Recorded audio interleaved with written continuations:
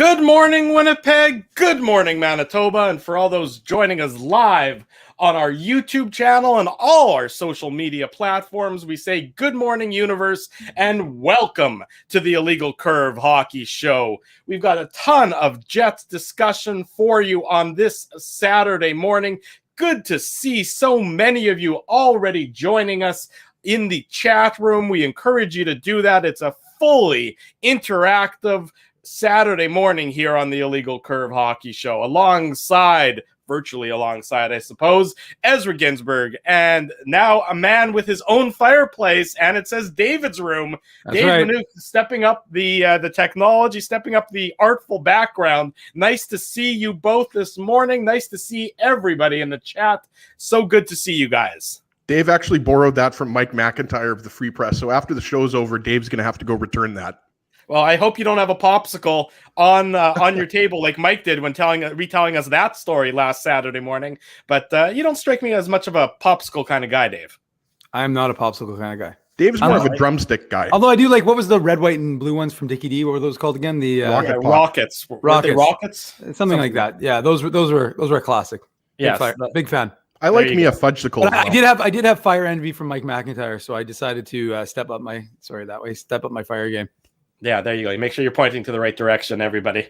Anyways, good to see so many of us. Let's get started talking about the Winnipeg Jets, of course, on this Saturday morning. We start with our Winnipeg Jets week in review. Last Saturday when we were on the air, we spent a lot of last Saturday almost, I'm going to say, overlooking the game last Saturday against the Montreal Canadiens. And you could say the Jets maybe did the same. Everyone was anticipating, excited for the series against the Toronto Maple Leafs. And the Jets last Saturday obviously got blown out by the Habs, a 7-1 final. One of those games where there's no good in it. There's just nothing about it that you would take as a positive for the Winnipeg Jets, and they almost flushed that game immediately. You bounce back on Tuesday night against the Leafs, relying heavily, of course, on Connor Hellebuyck, successfully, I might add. The Jets get the win on Tuesday night, then they lose in overtime on Thursday night, again relying on Connor Hellebuyck to be the key. I guess the question for you, gentlemen, is what are your thoughts on the week that was for the Winnipeg Jets entering the finale of the 3-game series tonight against the Toronto Maple Leafs? Well, it was a much different week than it was last week, that's for sure. And, Drew, you mentioned that 7-1 loss. I would argue that was the worst loss of the season for the Jets, and I think you guys would agree. And we knew that the Montreal Canadiens were going to be very desperate, similar to the way the Leafs were desperate, boys, on Thursday night, right? Like the Leafs had lost 3 games in a row. They thought that they deserved probably at least a point on Tuesday night, Drew. But, I think it's unquestionable that this was a disappointing week when you consider that, the Jets easily could have lost that game on Tuesday night. I realize that, everyone's talking about the game on Thursday night, and rightfully so. We fired up our post-game show, and, I mentioned this, to me, that was one of the most exciting games of the year. And if the Jets and Leafs do meet in the playoffs, and there is a really good chance, guys, that these two teams do clash in the second round, or maybe the first round, but more likely the second round of the playoffs. I mean, that would be a really exhilarating series because you have so much firepower on each side. I mean, as far as I'm concerned, these are the top 2 teams in the North. And obviously, based on records, I mean, the Oilers have passed the Jets, even though the Jets have the games in hand on Edmonton. But I do believe that the Jets are a better team than the Oilers. But, you not only lost 2 of 3 games, but it was in the manner in which you were outchanced, right? Like, we're going to have Scotty Billick coming up here in about 25 minutes. I mean, anybody that's watched these games against the Leafs can see that there's been times in these games, big chunks in these games, like periods of these games, where the Jets have been badly outplayed. And yes, Toronto's a great offensive team. There's no doubt about that. Auston Matthews, Mitch Marner, William Nylander, John Tavares. You guys know how good Tavares was on that individual effort that led to Nylander's goal. But this Jets team has to be better defensively. That's not the question. Everybody who watched those games can see that. The question is, can they be better defensively as they're currently constructed? And that's why with a month leading up to the trade deadline, those questions are going to continue, whether or not the Jets need to acquire a top 4 defenseman. And I think they do. And I think, as he's 100% right, I think that we saw, a lot of good quality chances against, and that seemed to be the tenor of the conversation with Paul Maurice, was how do you prevent those grade A chances in the slot? And, there were a couple of pauses from the Jets bench boss, because he was, he obviously, if he had the answer, he would have done it in game, and he would have made those proper adjustments, you'd think. And so to me, there's no question about it that, you can be happy that the Jets have 3 out of 4 points. And Drew, as you mentioned on the postgame show on Thursday, at worst, you're leaving with a 500 record, even if you lose tonight. But the fact is, you started it off in the, reviewing the week, that Montreal game. I don't know if I agree with you. I mean, I don't think we looked past it. I think we obviously were heavily focused on the Toronto series simply because that was the one everyone was anticipating.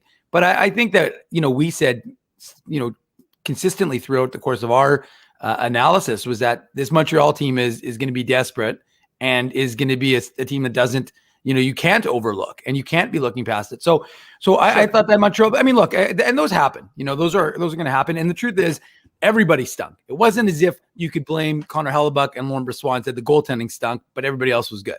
It was a collective team loss. That's probably the only good that can be drawn from a loss, is that you can't pin it on one person. You could pin that on the entire team and say that everybody owned a piece of that. So I think, from that perspective, then you come into the Toronto one, and again, it's not an ideal way to win, but we've talked about it. Like, what is your weapon? What is your toolbox? And, I made that analogy on Thursday, and someone said, well, they keep using Hellebuck this much, they're going to break that tool.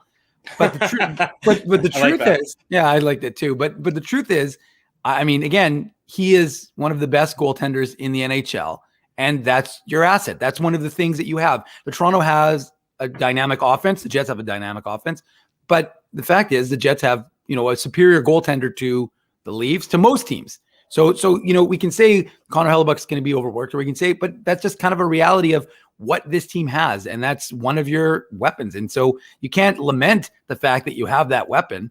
And you can't say, oh, well, we can't, is that sustainable? I mean, that's just one of the realities of this team, is that you have a goaltender that's one of the best in the game. Right. And I agree, Dave, you just nailed it, right? Like, the Jets aren't going to apologize for having the best goaltender in the league. And Hellebuck is the best goaltender in the league. Sure, Andrei Vasilevsky's having a good season as well. But, as far as, I don't think you're going to get many arguments from Jets fans or anybody who watched that game on Thursday night or Tuesday night's game for that matter, that Hellebuck at the very least is a top 3 goaltender in the league. But, you have to think that you're lucky, guys, that you've got the 3 points out of 4. I mean, you easily could have had no points out of 4. And, Paul Maurice was asked this question several times. Scotty Billick asked one of the questions about the high danger chances in yesterday's scrum. But, I mean, these numbers are important. These numbers, these advanced stats tell you that this is not sustainable. Yes, great goaltending is absolutely the equalizer, but you can't sustain that over a full season. You might be able to sustain it for, a game, 2 games, maybe 3 games. But think about it, guys. Connor Hellebuck maybe put together one of his best goaltending performances ever, and he still allowed 4 goals, right? It's telling that, that's a good way of saying, the stats don't necessarily tell the entire story. Because at the end of the game, the stats are like average, but if you didn't watch it, but if you would watch that game, just how good he was. No, that was absolutely Drew. That was a Hasek-esque type of performance. That was, Czech Republic versus Team Canada in the 1998 Nagano Olympics. Like, that's what that was. And, again, we're not trying to be negative here. All we're saying is, when you look at even strength, because the majority of that game on Thursday night, we talked about it. I mean, there were only, 1 power play on each side, right? Because there was the one that was a shortened power play. I mean, that game was controlled by Toronto at even strength. 18-4 were the high danger chances. And I agree with Paul Maurice when he talks about, the high danger chances aren't the be all end all, but it gives you a pretty good indication, guys, of who controlled the play. Shots are one thing, but when you look at those slot shots and you look at those high danger shots, that gives you more of an indication on the quality of those shots. And Toronto had the majority of the quality shots. Look, I'm going to quibble with the Jets head coach. Maybe he wants to say that, Corsi and possession numbers aren't the be all and end all, but high danger chances are pretty are fairly cut and dry. I mean, how often do they miscalculate a high danger chance where it really wasn't? I don't think very often. For the most part, the high danger chances are are emblematic or are fairly accurate telling of the flow of the game. So I'm going to quibble with the Jets head coach there. And I know he's probably, doing a little CYA, covering his ass a little bit, when it comes to the disparity there. But, the high danger chances are reasonably reflective of, I think, how the game is going.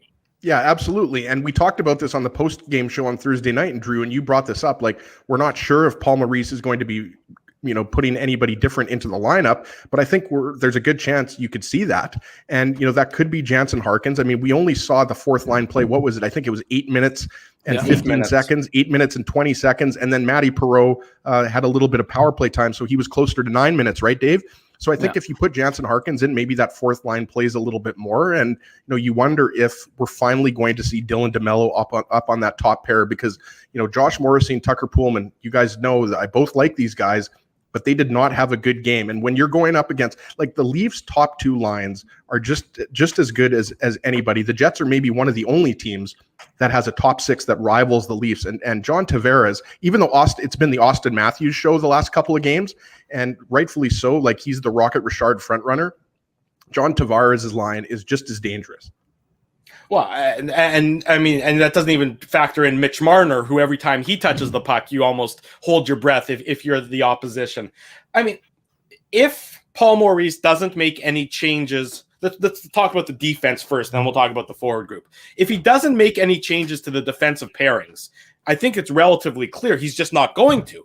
Because if Thursday night's performance doesn't warrant changes, doesn't warrant Dylan DeMello playing up with Josh Morrissey, doesn't warrant a little bit of shuffling of your defensive pairs, I don't know what will. It's hard to believe there could be a further one-sided game that's then going to be the catalyst to making those changes. Yeah, and why wouldn't you make changes? Like, isn't that the definition of insanity? If you keep doing the same thing and it's not working. Like, I realize, right now, guys, that, Nathan Beaulieu's out of the lineup, and we've argued that Logan Stanley probably deserves to be in the lineup over Nathan Beaulieu, right? And, right now you're talking about a third pairing defenseman, but we know that, hockey is a team game. I mean, it matters who you're putting in the lineup right now.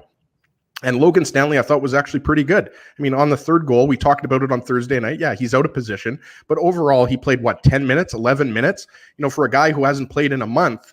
I don't think you can be too critical on him. I think he's pretty solid. And Paul Maurice mentioned that after the game. Logan Stanley is not the problem with the Jets defense on Thursday night. I agree. They just got caved in by a better team. It's almost as simple as that. And so to your point, Ezzy, why wouldn't you make a change at this point in time? Why wouldn't you try DeMello, who everybody is clamoring for? And frankly, Paul Maurice, I think, is being stubborn, which is not unusual for an NHL head coach to see them being stubborn. But you look at the video, there's not much there's nothing you can look back on that game and say there's a reason why the defensive pairings need to stay the same entering tonight's contest, Dave. No, I would, again, we've talked about this. I like Tucker Poolman as a third pairing defenseman. I think that's really the role he's best suited for in the NHL. I think that you're asking him to swim a bit. Look, Tucker Poolman played exceptionally well in the bubble, and everybody references that. But I think if ideally Tucker Poolman is your third pairing defenseman, I think you really would want to have a guy like Dylan DeMello. Again, DeMello was, in Ottawa was a second pairing guy, but the truth is, he and Josh Morrissey seem to have chemistry. You're not going to get Ville Heinola because I just don't anticipate, because obviously the Jets are the Moose are in Winnipeg right now. They're playing this afternoon. So you're not going to have Ville Heinola, because we talked about what they were able to do against Ottawa. It'd be interesting to see what they could do against a team like Toronto if you have a guy like Heinola in the lineup. But look, I think there's no question, Drew, that you'd like to see some sort of, to me, a change, because Tucker Poolman, Logan Stanley, that'd be a fine third pairing, and you can get them minutes. And then you put DeMello up with Morrissey. And again, like, I know Paul Maurice said earlier, I don't remember exactly when, but he said, we see something there with Poolman and Morrissey. And again, they can, what they're looking at that tells them that's a good combo, a good pairing. I don't know. But I mean, to me, I would think that Morrissey and DeMello, if you can get them back to what they were able to do last year and give them consistency. I mean, the fact is, again, we've talked about it. you've built up a buffer. You're not in the playoff race by any stretch of the imagination. But, as it is right now, you kind of want to get these guys playing together. So to me, I think that you want to have DeMello and Morrissey building that chemistry versus, and the truth is, look, you can lose anybody. You could lose any of your players, and it's good to bet that guys aren't solely reliant on playing well with one other pairing, right? So it's not a bad thing that guys will go and play with other guys because, to that vein, if you lose any one of these guys, you don't want to say, well, he's only good with him. So you want to be able to say you've got some flexibility there with your roster because, look, we've seen it with the Jets. Jets have gone 10 defensemen deep in season. So it's not something that's completely outside the realm of possibility.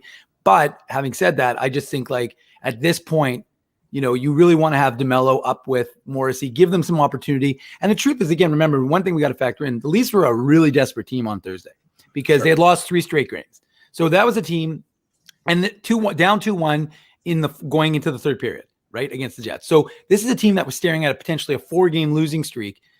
They couldn't really afford it, right? Because, we know if we think that folks in Winnipeg are hypersensitive, just imagine what it's like in Toronto when you have, the team that everyone's already parading down the route and, suddenly you hit a skid where you lose 3-4 games in a row. So, I think that needs to be factored in as well, is that you had a kind of like Montreal on Saturday night, you had a team that was hungry and desperate.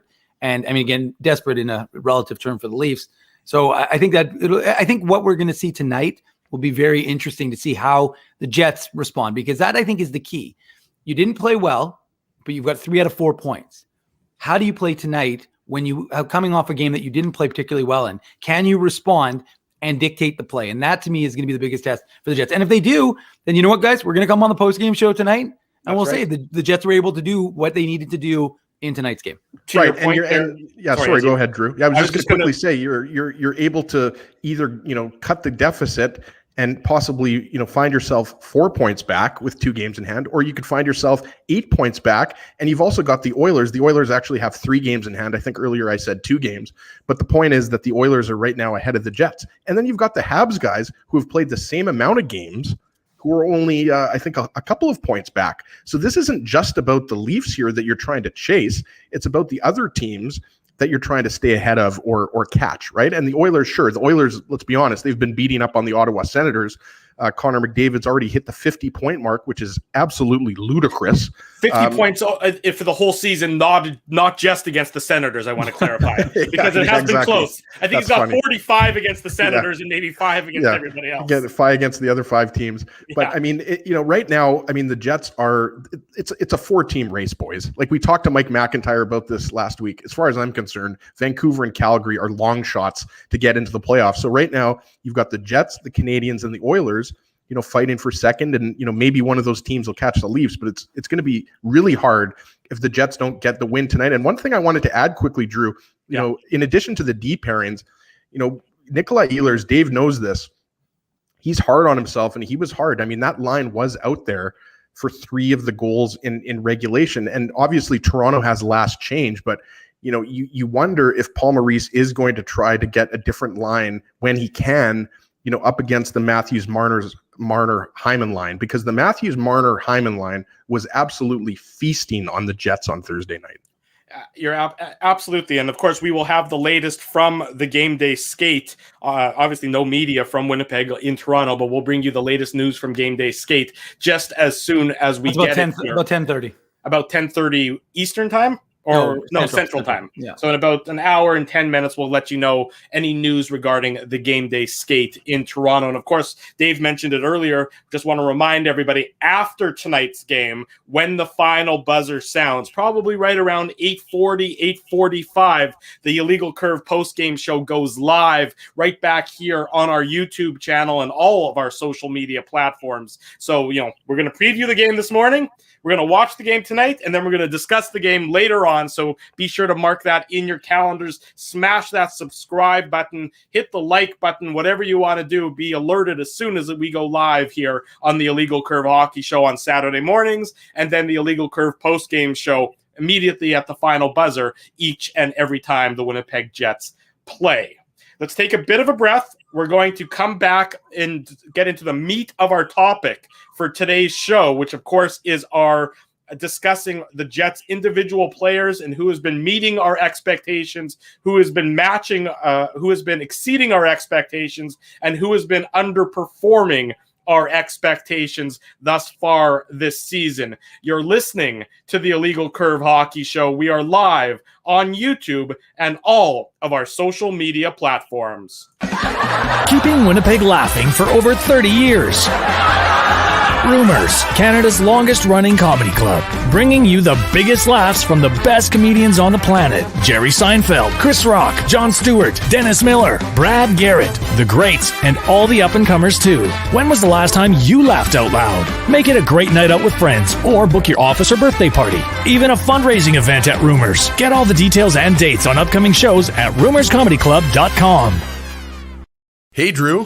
Ezzy, whoa, what a smile! Yeah, I got my crowns done at Linden Market Dental Center, and they whiten my teeth. I see. They're so bright that every time I smile, they go...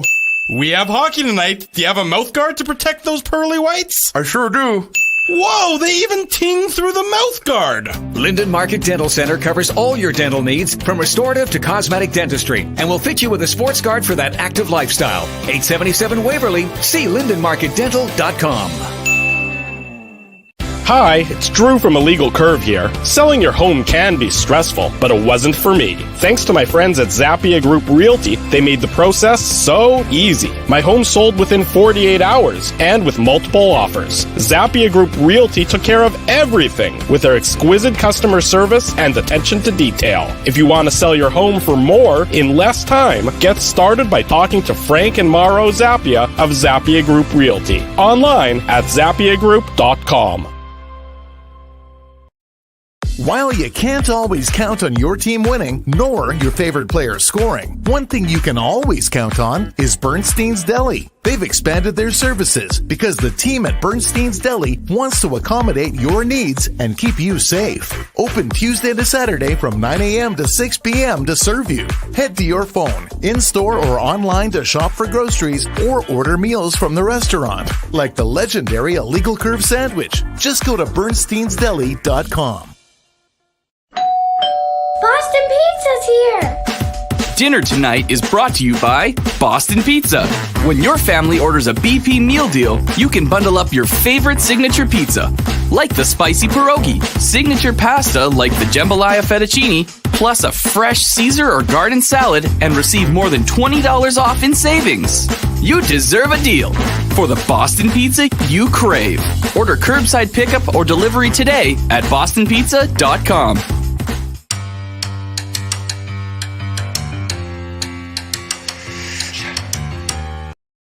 And we're back. Welcome back to the Illegal Curve Hockey Show. Saturday morning, we are live here on YouTube and all of our social media platforms. So great to see so many of you joining us this Saturday morning. We do it each and every Saturday morning and always love the interaction and the chat that's going on in the chat window on YouTube and on Twitter and everywhere else, Facebook, if you're joining us there as well. Want to welcome aboard as a new sponsor of the Illegal Curve Hockey Show, the good folks at Boston Pizza. They're sponsoring this segment. Boston Pizza has the perfect starting lineup tonight with the BP Game Day meal deal. Choose two of your favorite medium gourmet pizzas, like the spicy pierogi or my personal favorite, the bacon double cheeseburger, along with a triple order of Boston's famous wings, plus 2 dipping sauces, all for $54.99. It serves 5 to 6 people. It's available for takeout and delivery only at bostonpizza.com or download the My BP app. Anyways, as I said, want to welcome Boston Pizza aboard. Great to see them supporting so many of the local programs that are trying to fill a gap that we had in our marketplace, but that's okay right now. Appreciate all the support from everybody throughout. Okay, guys, this is the topic du jour. This is our Illegal Curve question of the day. Which Winnipeg Jets player, of all the players, needs to step up, needs to be better in the second half of the season, and why? We're going to go player by player for the next indeterminate length of time and see who has met our expectations, who has exceeded our expectations, or who has underperformed our expectations this season so far. Tweet us your answer. You can make your comment, of course, in the chat window as well. Which Winnipeg Jets player needs to step up the most in the second half of the season? Let's start with the forward group, because that's obviously where a bulk of the focus is on. We're going to start with Mark Scheifele. Mark Scheifele, of course, is the Jets' leading scorer. He's played 26 games for the Winnipeg Jets this season. He's got 11 goals, 23 assists, 34 points. Of those 34 points, half are coming at 5-on-5, 17 of those points. He's got a Corsi for percentage of 47.49, and he's got an expected goals for percentage at 42.73%. Ezzy, Dave, is Mark Scheifele meeting, exceeding, or underperforming your expectations? Well, he's obviously not underperforming, boys, right? Like, he's meeting my expectations and, borderline exceeding my expectations. I realize that, sometimes, we are a little bit hard on Mark Scheifele and his defensive game, but what is he, 6th in NHL scoring right now, I believe? He's certainly top 10. At one point, I believe he was as high as 5th, but that's really where we expect him to be, right? Like, Scheifele is a point per game player. Many times he's over a point per game player. So, I mean, my expectations were probably, right up there, if not number one in terms of, the high expectations. So I have to say that he's met my expectations. Obviously, early on in the season, he was completely on fire with, what was it, the 11 game or 12 game point streak? I think it was 11 games. But yeah, I mean, Scheifele has led this team offensively. He continues to lead the team offensively. So for me, that's an easy one. Yeah, I mean, I think there's expectations, the highest of expectations when you want to be the number one center of the team and you want to be in the same conversation as the best players at your position in the NHL. And, this is a year unlike any other because, well, for obvious reasons, but I think the problem for us is that we are hyper focused on what's happening in the North. You don't necessarily see all of the things that are going on in the rest of the league as much. But the reality for me is that Mark Scheifele, his defensive game needs work. It's okay. It's not great.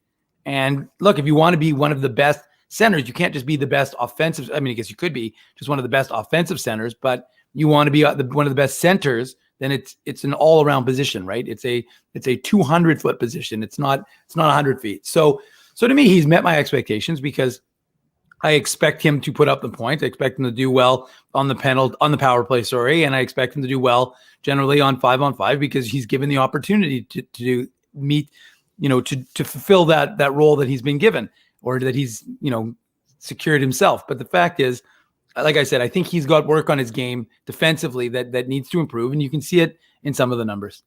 We will come back to this, of course, throughout the course of this morning's broadcast. But without further ado, we want to welcome back to the Illegal Curve Hockey Show, the king of COVID coverage, marking the 1-year anniversary. Fortunately for him, we won't talk about COVID. We'll talk about the Winnipeg Jets from the Winnipeg Sun. It's our good buddy, Scotty Billick. Scotty, nice to see you. Oh, gosh. We got the Boston Red Sox and the Chicago Cubs. I hope Dave and Scott aren't going to have to throw down on this Saturday morning. I mean, at least I can win a World Series more than one every 100 years. So go ahead. Because of last night, I just want to make sure. I borrowed my wife's boots with the fur, as you can see right here. That's good. I like that. I got some messages that you probably can't see. One says "Get pucks deep."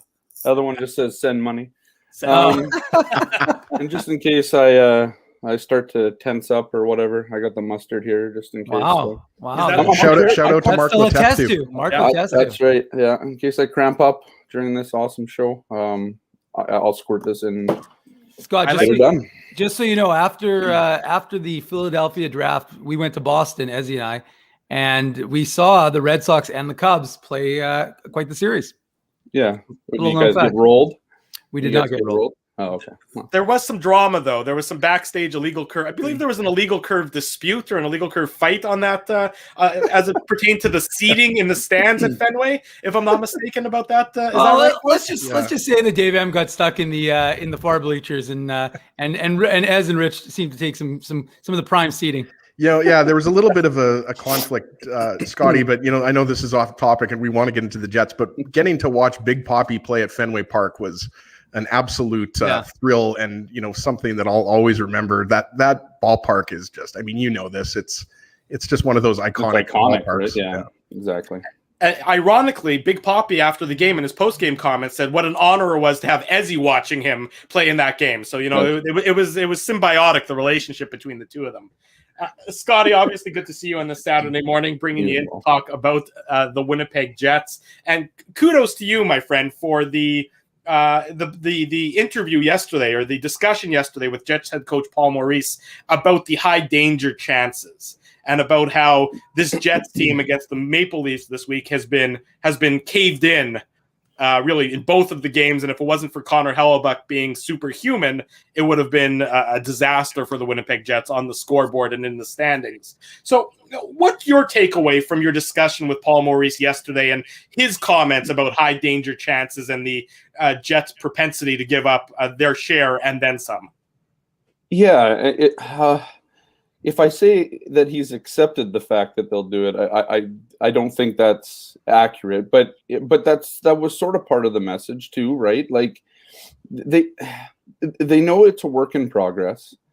They know that Toronto's a good team. I mean, Paul Maurice said yesterday, Toronto played an outstanding game. Like he put the credit where the credit was due in that game. I would suggest in both games, they've kind of, you could make a case that Toronto should have won both games just based on the number of quality chances that they made. And the only thing that stood in the way, as you kind of alluded to, Drew, was Connor Hellebuck, right? And I asked him if they're leaning on Connor, and he kind of talked about, implying that might be casual. I don't think they're playing casually. I just think this is a team that does rely heavily on its goaltenders, and whether or not Paul Maurice wants to admit that, I mean, you can see it night in, night out on the shot clock, on just the high danger chances, on scoring chances, on attempts against, all that kind of stuff, right? I mean, this is a team that does give up a lot of high quality scoring chances. I mean, there's no way around it. You see it, and they rely heavily on the goalies to stop that. And I wrote a story in today's Winnipeg Sun about. You look at some of these games. I mean, Connor Hellebuck was 909 and I think 930 in the last two games, respectively, in terms of high danger save percentage. I mean, that's very good for high danger save percentage type of scenarios, right? In terms of saves percentage for a goalie, and then you look at the Montreal game from last Saturday. Now the 7-1 defeat. I think Connor Hellebuck and Laurent Brossoit combined for like a 550 save percentage in those scenarios. So it really, it's a lottery that the Jets win often because the balls in the little thing that you would turn or whatever are weighted in Winnipeg's favor because they have kind of that trump card, so to speak, in good goaltending across the board. But yeah, it's one of those things where, it's almost like they've accepted the fact that they're going to give a lot of those shots up. They're going to rely on their goalie to make the saves, and they're going to try and lean on the fact that when they generate those chances, while they're few themselves, they don't generate a lot of high danger chances. They also shoot at essentially 25% at that point. So if they create at least 4 in a game, which is often the case, they create at least 4 most games, they're going to score one of those goals. That's just the average that they've had. So it's kind of worked, and they filter in the power play and the lethality that some of these guys have in terms of their shooting talent. Nikolaj Ehlers, Kyle Connor, Mark Scheifele can shoot it, Blake Wheeler, whoever, right? Like, I mean, this team kind of makes up for their defensive inadequacies, in their talent. And I just kind of think this is who they are. This is a team that's going to give up a lot of shots. They're going to give up a lot of high danger shots, and they're going to try and rely on their goalies and that. And it's going to be for people watching, a fun, whatever it is,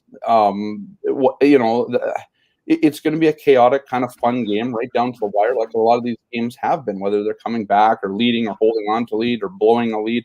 Whatever it is, I mean, that's just kind of who the Winnipeg Jets are. And, Scotty, you mentioned your column in the Winnipeg Sun today, and you asked the question, like, why did the Jets continue to struggle? And obviously, we don't want to spend the whole interview talking about the high danger shots, but when Toronto puts up 18 and the Jets only put up 4 and the Jets get a point out of the game, it's kind of tough not to talk about it, right? But the question I wanted to ask you is, we obviously know the trade deadline is going to be discussed a lot over the next month, and that has a lot to do with the fact that, the Jets are obviously buyers prior to the trade deadline, or we expect them to be buyers. And the question I wanted to ask you is, how much do you think Mattias Ekholm and David Savard can help, these high danger chances against? Because I don't think anybody is going to argue that, those two players would help the Jets. Like Ekholm, Savard, they're both really good defensemen. But like, is this a question of personnel? Is it a question of systems? Because the Jets can't keep doing this, because it hasn't just been this year. I mean, last year they were, bottom 5 in the league when you talk about high danger chances against. So what is it? It's got to be one of the two. You either have to bring in a shutdown defenseman, or you have to, adapt your system. Yeah, I think it's a bit of both, right? I mean, for whatever reason, Paul Maurice hasn't put Dylan DeMello with Josh Morrissey yet. I don't understand it. It was told to me yesterday by a non-sports reporter in Winnipeg here that Paul Maurice is a stubborn dad being stubborn. We talked about that in the first segment. It's interesting, right? Like, to me, and again, I'm not a 26-year veteran of the league, or 20 whatever it is for Paul Maurice now, coaching in the NHL. But it just seems like you saw enough in the bubble with Morrissey and DeMello to at least go to it at some point here.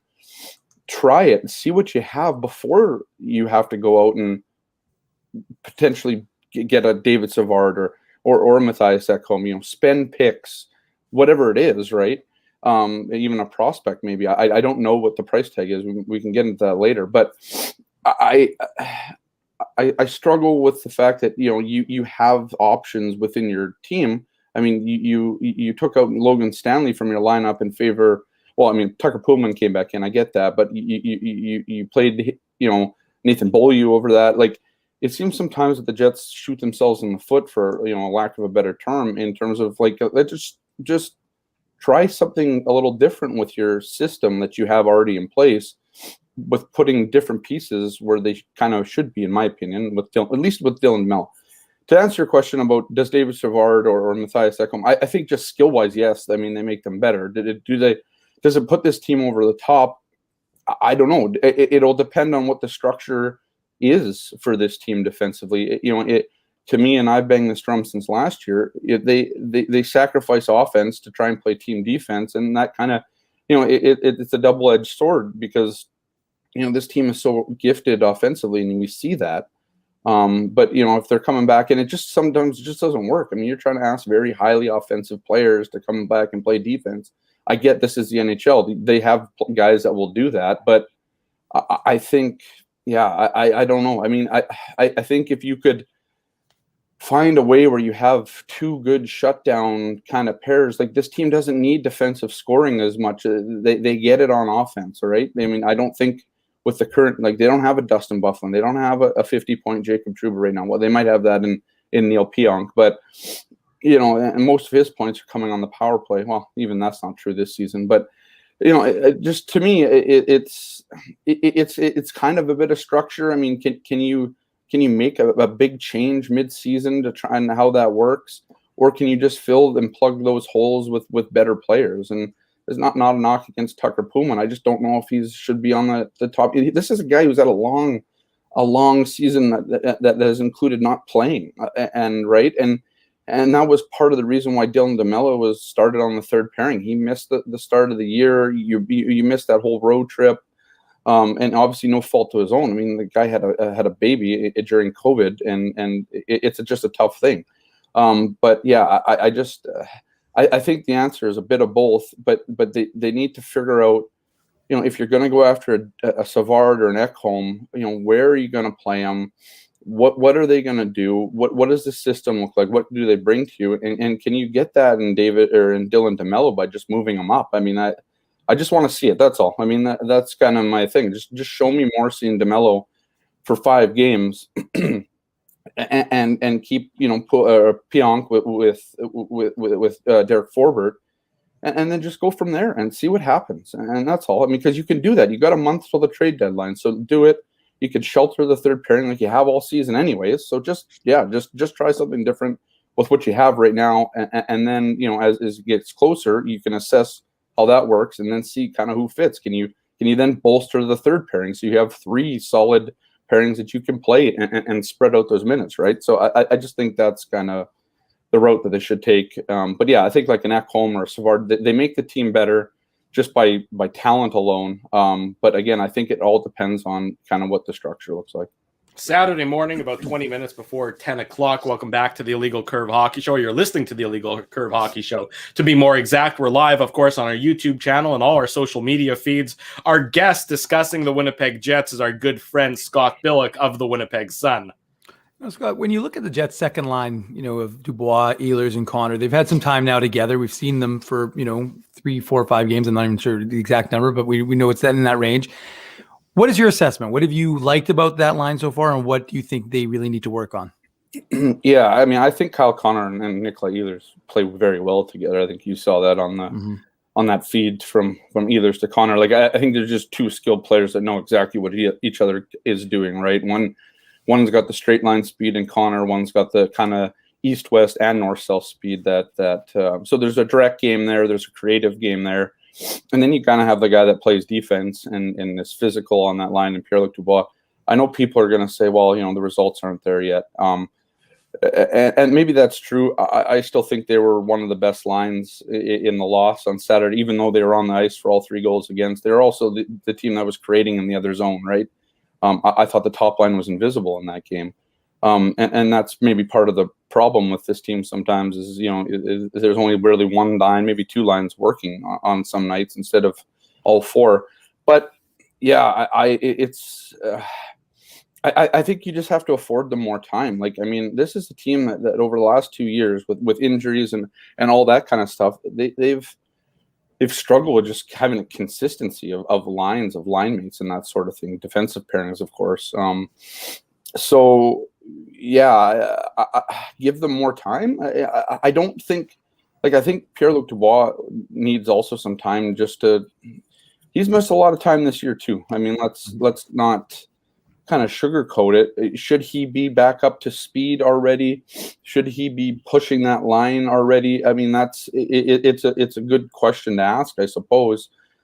It's a weird year to kind of assess if that's supposed to be the case. I mean, here's a guy who kind of, I don't even think he played much in training camp or did anything in training camp because he was still trying to, sign his deal, right? So you're kind of behind the 8 ball already, and then you obviously have to quarantine. Then you're out a couple weeks with injury.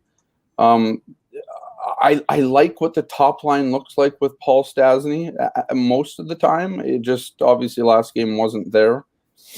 I like the Copp line with Lowry. Obviously, it's always just been good, no matter who you play. And I like the play of Mason Appleton this year. Mm-hmm. I think he's been. I mean, you give these most improved awards to those are like the feel good awards for the bad players on the team usually. But it's funny you say that. But like in the NHL, I mean, Mason Appleton might be or Neil Pionk, depending how you look at it, they might be the most improved guys on this team, and that's not a participation thing. These guys just played really well. But in the fourth line, I mean, we don't even need to talk about it because it's not where Pierre-Luc Dubois is going to make an impact, obviously. So, yeah, I think the sticking point on that line right now is PLD, and only because of the fact that he's just a little bit behind it still, I think. And yeah, maybe he's not. I mean, I'm sure people disagree with that. I just think that give it some time, then go from there, figure it out. But I think you can also then go back to, I mean, you could try the Stastny back at center. You could put PLD, but I don't think that's a long-term goal here. So let Dubois and those 2 kind of figure it out.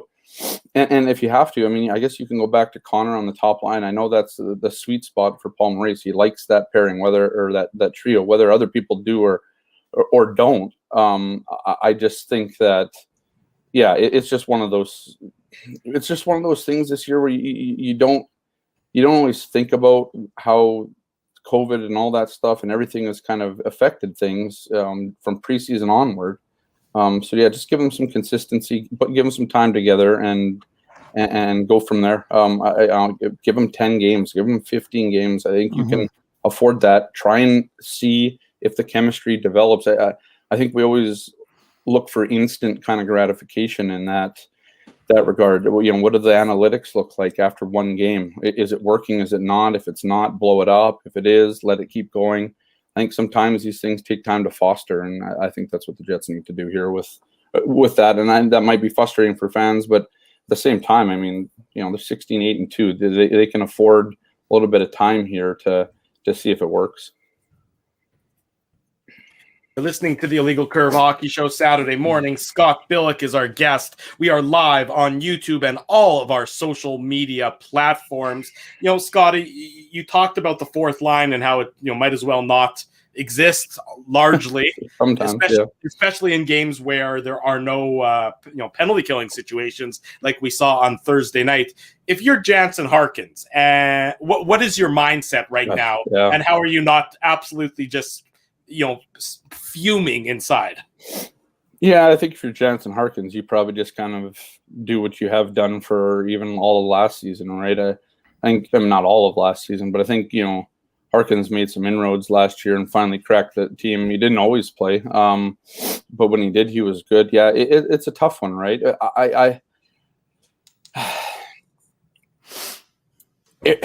You look at a team like Toronto, right? And you look at their kind of fourth line, and you look at guys like Joe Thornton or Jason Spezza or whoever, right? Wayne Simmons. I mean, every team kind of employs these kind of veteran guys and that sort of thing. This might not be popular. I think Winnipeg's veteran presence this year has been some of its best that they've ever had. I mean, if you look back at Matt Hendricks or whatever, I don't think those guys added kind of that winning pedigree that Trevor Lewis does. It's debatable whether Nate Thompson adds much to the team. He's good at face-offs, of course. And here's a guy who will jump in front of any shot that's coming his way. But I wonder if what's the drop off between him and a David Gustafsson? Like, is there any? I mean, I've watched David Gustafsson in his limited time here, and Dave could speak to his AHL time, of course. But here's a guy that's in the right spot all the time. You know, he's never in the wrong place. And so if you're not expecting this line to score, if you're not expecting to produce, whatever, but if you are expecting him to stick in the zone, then what's wrong with David Gustafsson? Here's a guy who will do that. Jansen Harkins pushes play. I mean, that's the thing that he does. Can he do it better than? I don't think you move Matty Perreault there. I think Matthew Perreault's had a good year. But I don't think you move. I don't think you move a guy like Trevor Lewis out of the lineup just because what he adds. I mean, I think there is value in a guy who's kind of been there. And so, but yeah, I think if you're Jansen Harkins, to go back to your question, yeah, you're frustrated, right? You also know this is kind of part of the road. I mean, I think you have to go back to to Logan Stanley too. Missed 13, or he played 13 games and then missed a bunch after that for no fault of his own. It's part of the process as a young player, and especially here. I mean, if these players pay attention, it's tough as a young player to crack this lineup. Sometimes, especially if you are a guy kind of outside of the top six, even maybe top nine, but even the top nine, it's hard to crack. So, yeah, it's got to be frustrating. I think Jansen Harkins offers more than I think David Gustafsson too offers more than Nate Thompson. But, this is the reality here. Paul Maurice values his veteran players. So as much as I might want to see something different, you guys might want to see something different. The guys in chat here, people watching this want to see something different. The reality is sometimes you're just not going to. And, yeah, I think it is frustrating for a guy like Jansen Harkins who's played very well and every opportunity that he's been kind of given. So, yeah, it's a product of having a lot of talent. It's a product of a bit of stubbornness, I think, in my mind. And yeah, I'll just leave it at that, I guess. Well, Scotty, just transitioning to the Leafs, and obviously, the Leafs are the top team record-wise in the NHL right now, and you know, they've been pretty impressive in these 2 games, even though, you know, they've left some points on the board. But you know, one guy that always stands out to me, and it's not just because he's Jewish, it's Zach Hyman. You know, and we all know that, you know, he's a pending unrestricted free agent. He's making just over $2 million. I think it's around $2.2 million. Like, can the Leafs afford to let this guy go? Because, like, I was just thinking, like, this would be a perfect guy for the Jets. Yeah, can they afford to let him go? They're so talented up front. I don't know, man. But yeah, he would be a good guy for the Jets, I think, to answer that question. I mean, but I don't know.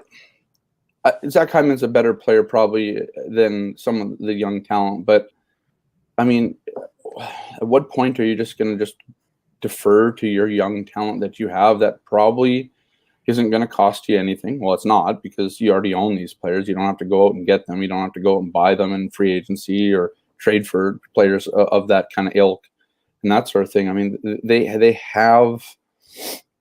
have good players in the system, I think. I mean, I don't know, and maybe Dave's got a different opinion on this. I mean, Christian Vesalainen can play. I think he's shown that. I think he showed when he played up here, he's a different player, man. That guy surprised me. I mean, I hadn't watched a lot of Christian Vesalainen. Here's a guy who's flying up and down the ice. I mean, a guy strong on the forecheck, stuff like that. Last time I saw him, he didn't seem very interested. And this was, you know, I'm going back to kind of last preseason, 2019-20 preseason, before I kind of switched over to COVID and all that stuff for a while. And I didn't see that type of player in Christian Vesalainen. He obviously took some big strides last year and over the offseason and into this year. I think they have, yeah, defensive specialist David Ayres. Yeah, exactly. He can steal a win against the Leafs. I mean, he might be the trump card for the playoffs for the Jets, right? Just in case. But yeah, no, I think there's value in guys like Hyman, but I think you can find them in a lot of places. And I don't think it's just he's a good player. I mean, don't get me wrong. It's just, yeah, I would argue that Jansen Harkins, you know, could be that guy. That's kind of my point here, and I'm doing poorly on it because I'm not typing it in because that's what I do. But you know, that is, they have the talent in, I think, within that they can go to. So just do it. You know, just go to it, and they don't always do it, and that's, you know, it's the frustrating part for fans and even for us as reporters. Sometimes it's like you try and find ways to, you're trying to look for ways to why they aren't doing it, and then sometimes you just kind of defer to the fact, well, you know, the Jets value, especially deeper down the lineup, a little more kind of veteran savvy, I suppose. And so, yeah, that's where they're at. This is again, kind of like the high danger chances. This is who the Jets are. And until Jansen Harkins probably gets, until an injury happens, because we saw that with Nathan Beaulieu, and we've seen that before in other players.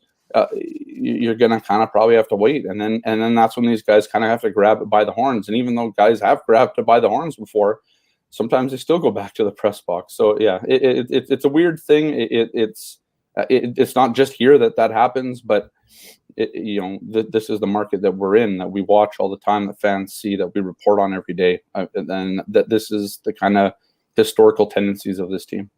You know, and Scott, I'm with you. I think that guys like Gustafsson and Vesalainen are guys who could step in and produce. Jansen Harkins. So I'm on board with those guys. I mean, it was funny because I was watching the Moose games this week, and David Gustafsson's all-around game is phenomenal. Yeah. And we're media, we're not fans, but sometimes you just kind of sit back and you watch what this guy can do at 20 years old, and you can't help but be impressed. And I watched him over in Sweden, and I saw the what he was doing there, adding like an offensive element to his game that was somewhat lacking previously.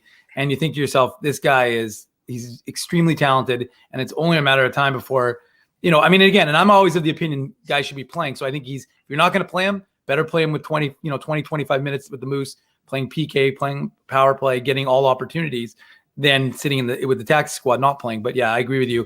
Those guys could be playing. And the only thing I was going to ask you is, what do you think in terms of, we talked about it and you kind of you alluded to a little bit in terms of if the Jets are going to make a trade, like, do you think the Jets need to make that trade? And I know you said there are assets within, but Paul Maurice hasn't really shown that willingness. What do you think they have to give up? And do you think that Kevin Cheveldayoff is prepared to do that, given, look at the core you have. You have an older group in some aspects, and you're in a win now. You've got one of the best goaltenders in the NHL. Yeah. And you've got guys who are in good spots in their contract. Yeah, and I assume we're talking about, what do you give up for a defenseman, I guess? Yeah, for an Ekholm, for yeah.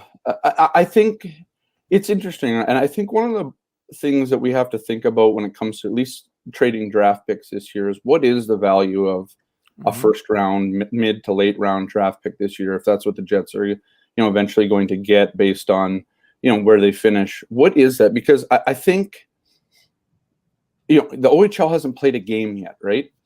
So here's a ton of players who knows where their development is at.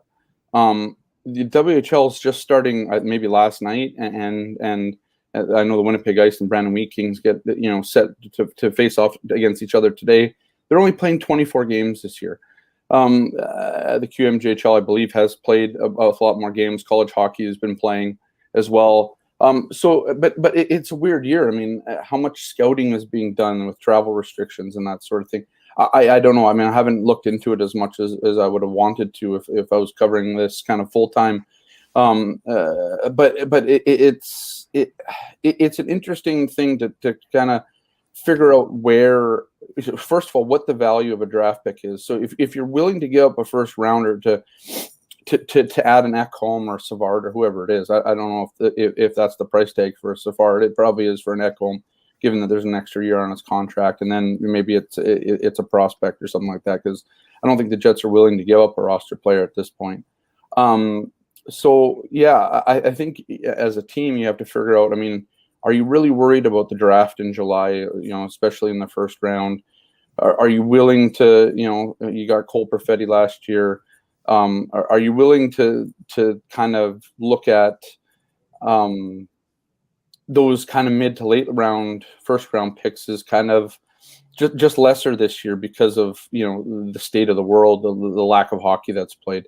So I think that's, if that's what you're prepared to do, then yeah, I'd be, sacrificing is the wrong word. I'd be trading that first round pick all day to try and make your team better, because at the end of the day, it's a weird game, right? Like, to get to the conference finals, you just have to beat the teams in your division, essentially.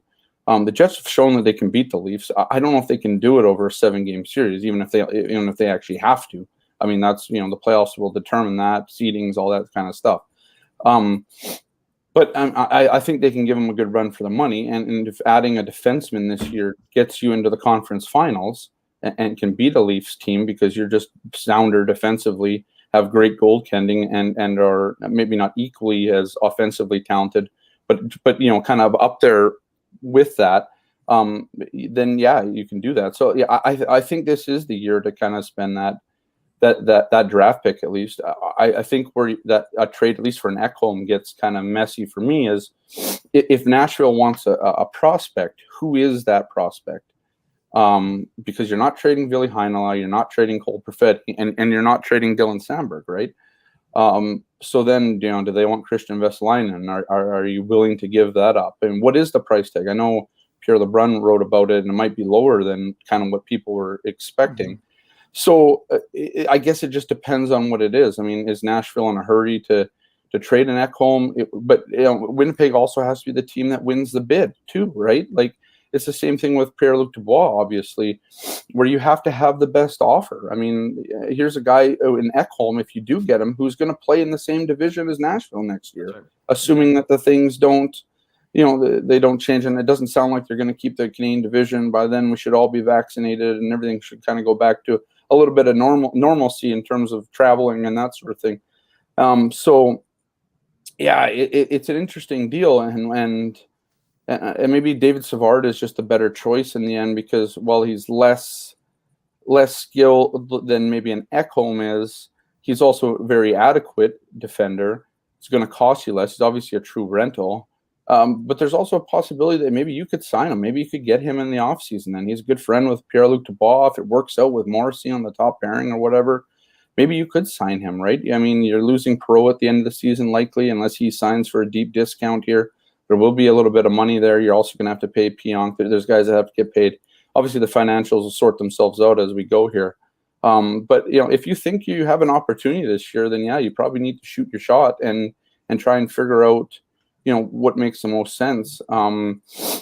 It's weird because I don't know how you stack yourself up against teams in other divisions this year. That's the weird thing. There are people out here that say the North Division is not very good, right?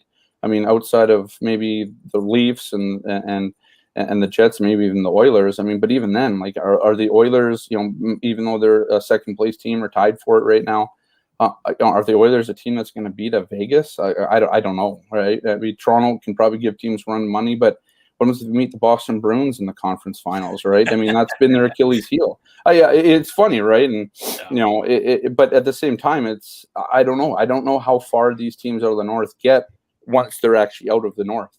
But I think, if you're the Jets and you think you can win in a year that maybe draft picks aren't worth as much or have a lesser value because of what COVID's done to hockey in the junior ranks, maybe you go for it. Scott Billick covers the Winnipeg Jets for the Winnipeg Sun. He does a great job there. You also know he's been doing a fantastic job covering COVID as well. Hopefully, mercifully, that might wind down this year and you can get back to being a full-time sports reporter. Have some French's mustard, Scotty. Yeah, get some mustard. You want me to do it? I want to see a squirt. We want to see a mustard squirt. All right. It's like warm now. It's gross. Like, oh boy. Oh my gosh. Wow. It's an icy hockey show first. But he should stay on the nasty, man. He should stay on the show. I mean, now he's all energized. Yeah. I can move. I'm not cramped up anymore. I'm sure you got things you got to go do and spend your Saturday morning doing something better than hanging out with us. I got to be honest, Scotty. I kind of have a little bit of a hankerings for some mustard now. Why do I have a feeling as he's going in my fridge and getting I'll pass sauce? it through the screen here. There you go. You can take a shot. Thank you, Scotty. We'll talk again soon, buddy. Anytime, guys. Have a good There one. he goes. Scott Billick of the Winnipeg Sun, a good friend of ours on the program. Scotty's the man.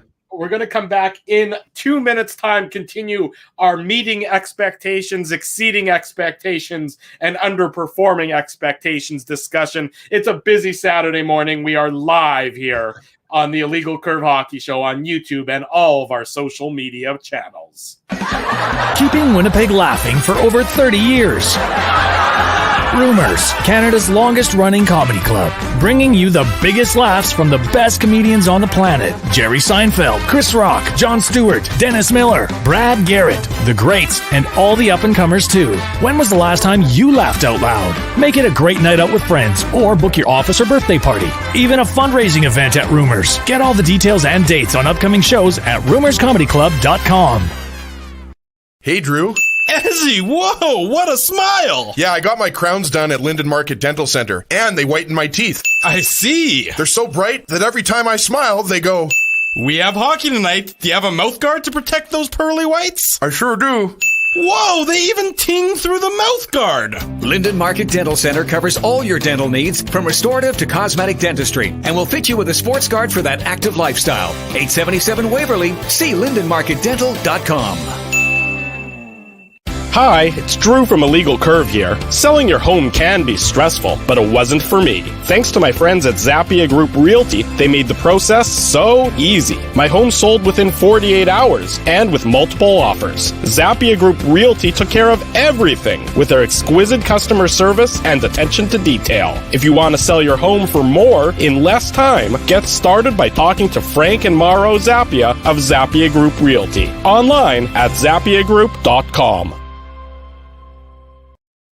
While you can't always count on your team winning, nor your favorite player scoring, one thing you can always count on is Bernstein's Deli. They've expanded their services because the team at Bernstein's Deli wants to accommodate your needs and keep you safe. Open Tuesday to Saturday from 9 a.m. to 6 p.m. to serve you. Head to your phone, in-store or online to shop for groceries or order meals from the restaurant, like the legendary Illegal Curve Sandwich. Just go to bernsteinsdeli.com. Boston Pizza's here! Dinner tonight is brought to you by Boston Pizza. When your family orders a BP meal deal, you can bundle up your favorite signature pizza, like the spicy pierogi, signature pasta like the jambalaya fettuccine, plus a fresh Caesar or garden salad, and receive more than $20 off in savings. You deserve a deal for the Boston Pizza you crave. Order curbside pickup or delivery today at bostonpizza.com.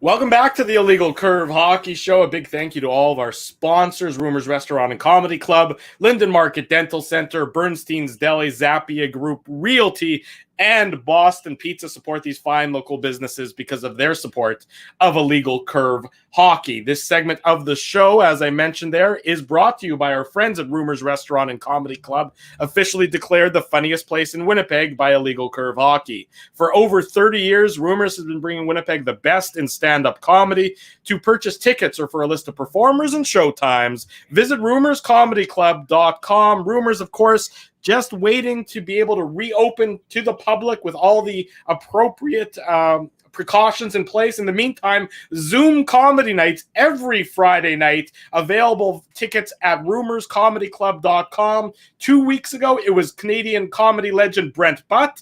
Last night, it was Canadian comedy legend John Doerr. You never know who's going to show up on the Zoom comedy nights. Get your tickets now, rumorscomedyclub.com. Let's continue with our meeting expectations, exceeding our expectations, and underperforming our expectations. Nikolaj Ehlers. I think this one won't take too long at all. 26 games played, 28 points, 17 of those 28 points at even strength. Corsi positive, 50.71%, and an expected goals for at 50.36%. Is anybody going to say that Nikolaj Ehlers is below your expectations? No, I mean, you'd have to be out of your mind. I'm going to say exceeding expectations because I think Nikolaj Ehlers' defensive game has taken another step forward. And, we saw, his offensive game on display last game. Obviously, we talked about it, during the first hour of the show, boys. I mean, I think Ehlers didn't like the fact that his line with Kyle Connor, Pierre-Luc Dubois was on for 3 of the goals against. But, Nick Ehlers, it's funny, guys, because, when we were still on TSN 1290 before the season started, it might have been back in November or December. We were talking about, NHL. It was either NHL.com or the NHL Network coming out with their top 20 wingers list. And, I made the point that I thought it was absolutely ridiculous that Nick Ehlers wasn't considered a top 20 winger.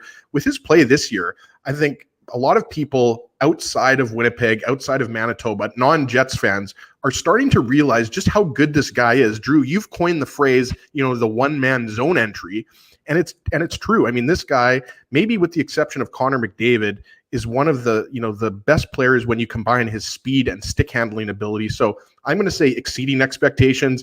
I had very high expectations because I do think he is the most skilled forward on the Jets, and that includes Mark Scheifele, that includes Kyle Connor. I think he is the Jets' best all-around forward. So I'm going to say exceeding expectations because I think, he can be even better. Yeah, I mean, it's hard, really hard to argue with all the points that Jessi just made because, look, Nikolaj Ehlers he really is a one-man show. I mean, you watch what he's able to do. And the truth is, I actually still think that there's new levels to his game that he can reach. But, we see, the defensive play is improved. I mean, like, look how strong his back check was. He broke up a big opportunity for the Leafs last game.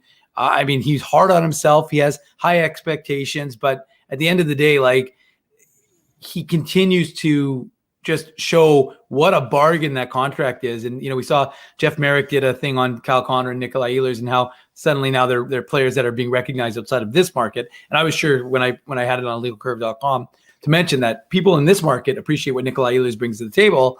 Mm-hmm. It's folks that are outside of Winnipeg after the, all the big names, that were traditionally here, the Wheelers, the Scheifeles, the Patrick Laine's, Kyle Connor, Nikolaj Ehlers is in that same conversation. And for what he's able to do, it's hard to, and again, to Essi's point, we had extraordinarily high expectations for this guy when the season began. And there's no question he's exceeding them. I can't really, like, sorry, Drew, I just wanted to say, like, I can't really say enough good things about him. Like, it's almost like he's one of those players that you're like, I can't believe he's a Winnipeg Jet, right? Like, you can't imagine him on another team. Like, this is a guy, and you watch it in overtime. Like, I realized Paul Maurice didn't put him out there, and we talked about how, you know, maybe Dubois and Connor and Ehlers should have been out there. Paul Maurice said that it was because Scheifele was better on faceoffs, and you know, I'll give him that much because possession is important, but you know, Ehlers is just so skilled. Like, he is just as Connor McDavid is in his own, you know, like, that's a different planet. Like, that's Planet McDavid. But Ehlers is in that next tier. Like, he's right up there with Mitch Marner, you know, whoever you want to put in there, David Pasternak, Auston Matthews. I mean, Scheifele. Like, Ehlers is just a top 20. He's a top 20 player in the NHL. He's maybe top 5 skill. You know, what's most impressive to me about Ehlers so far this year is his leadership, because I think that's taking another step forward. You know, his buddy Patrick Laine gets traded, and does Ehlers skip a beat? Does he miss a beat? Does he pout? Not at all. He's the first guy out talking about the Laine trade, and you saw it Thursday night after the game. He's not focused on the 2 goals that he scores, and really was one of the you know, I would say almost the offensive catalyst for the Winnipeg Jets. He's focused on the fact that his line with Dubois and Connor gives up 3 goals when they're on the ice. So I'm seeing a Nikolaj Ehlers that is, you know, obviously his skill set is incredible, but he's also taking a leadership role moving forward. Mm-hmm. And I think that's key and very important for the Winnipeg Jets. He's also got the best plus minus on the team, Drew. I'm just getting getting that in there because obviously plus minus is a flawed stat, but he does have the best plus minus. Moving on, Kyle Connor, 26 games played for the Winnipeg Jets, 12 goals, 13 assists, 25 points. 13 of those 25 points have come at 5-on-5. His Corsi number, 47.54%, so that's below 50, of course, there. And his expected goals for at 40.20%. Kyle Connor, meeting your expectations, below your expectations, or exceeding your expectations? Yeah, I'm going to say exceeding expectations. I still think, you know, Kyle Connor is still trying to find his defensive game. Like, you watch these games, guys, and I'm talking about the Leafs games, of course, the games on Tuesday night and Thursday night. And at times, you know, Connor has been a little bit lost. He could be a little bit harder on the back check. I'm not saying he's a bad defensive player, but I can't give him exceeding expectations. As far as the goals and the points go, like, he's second on the team in goals. He's third on the team in points.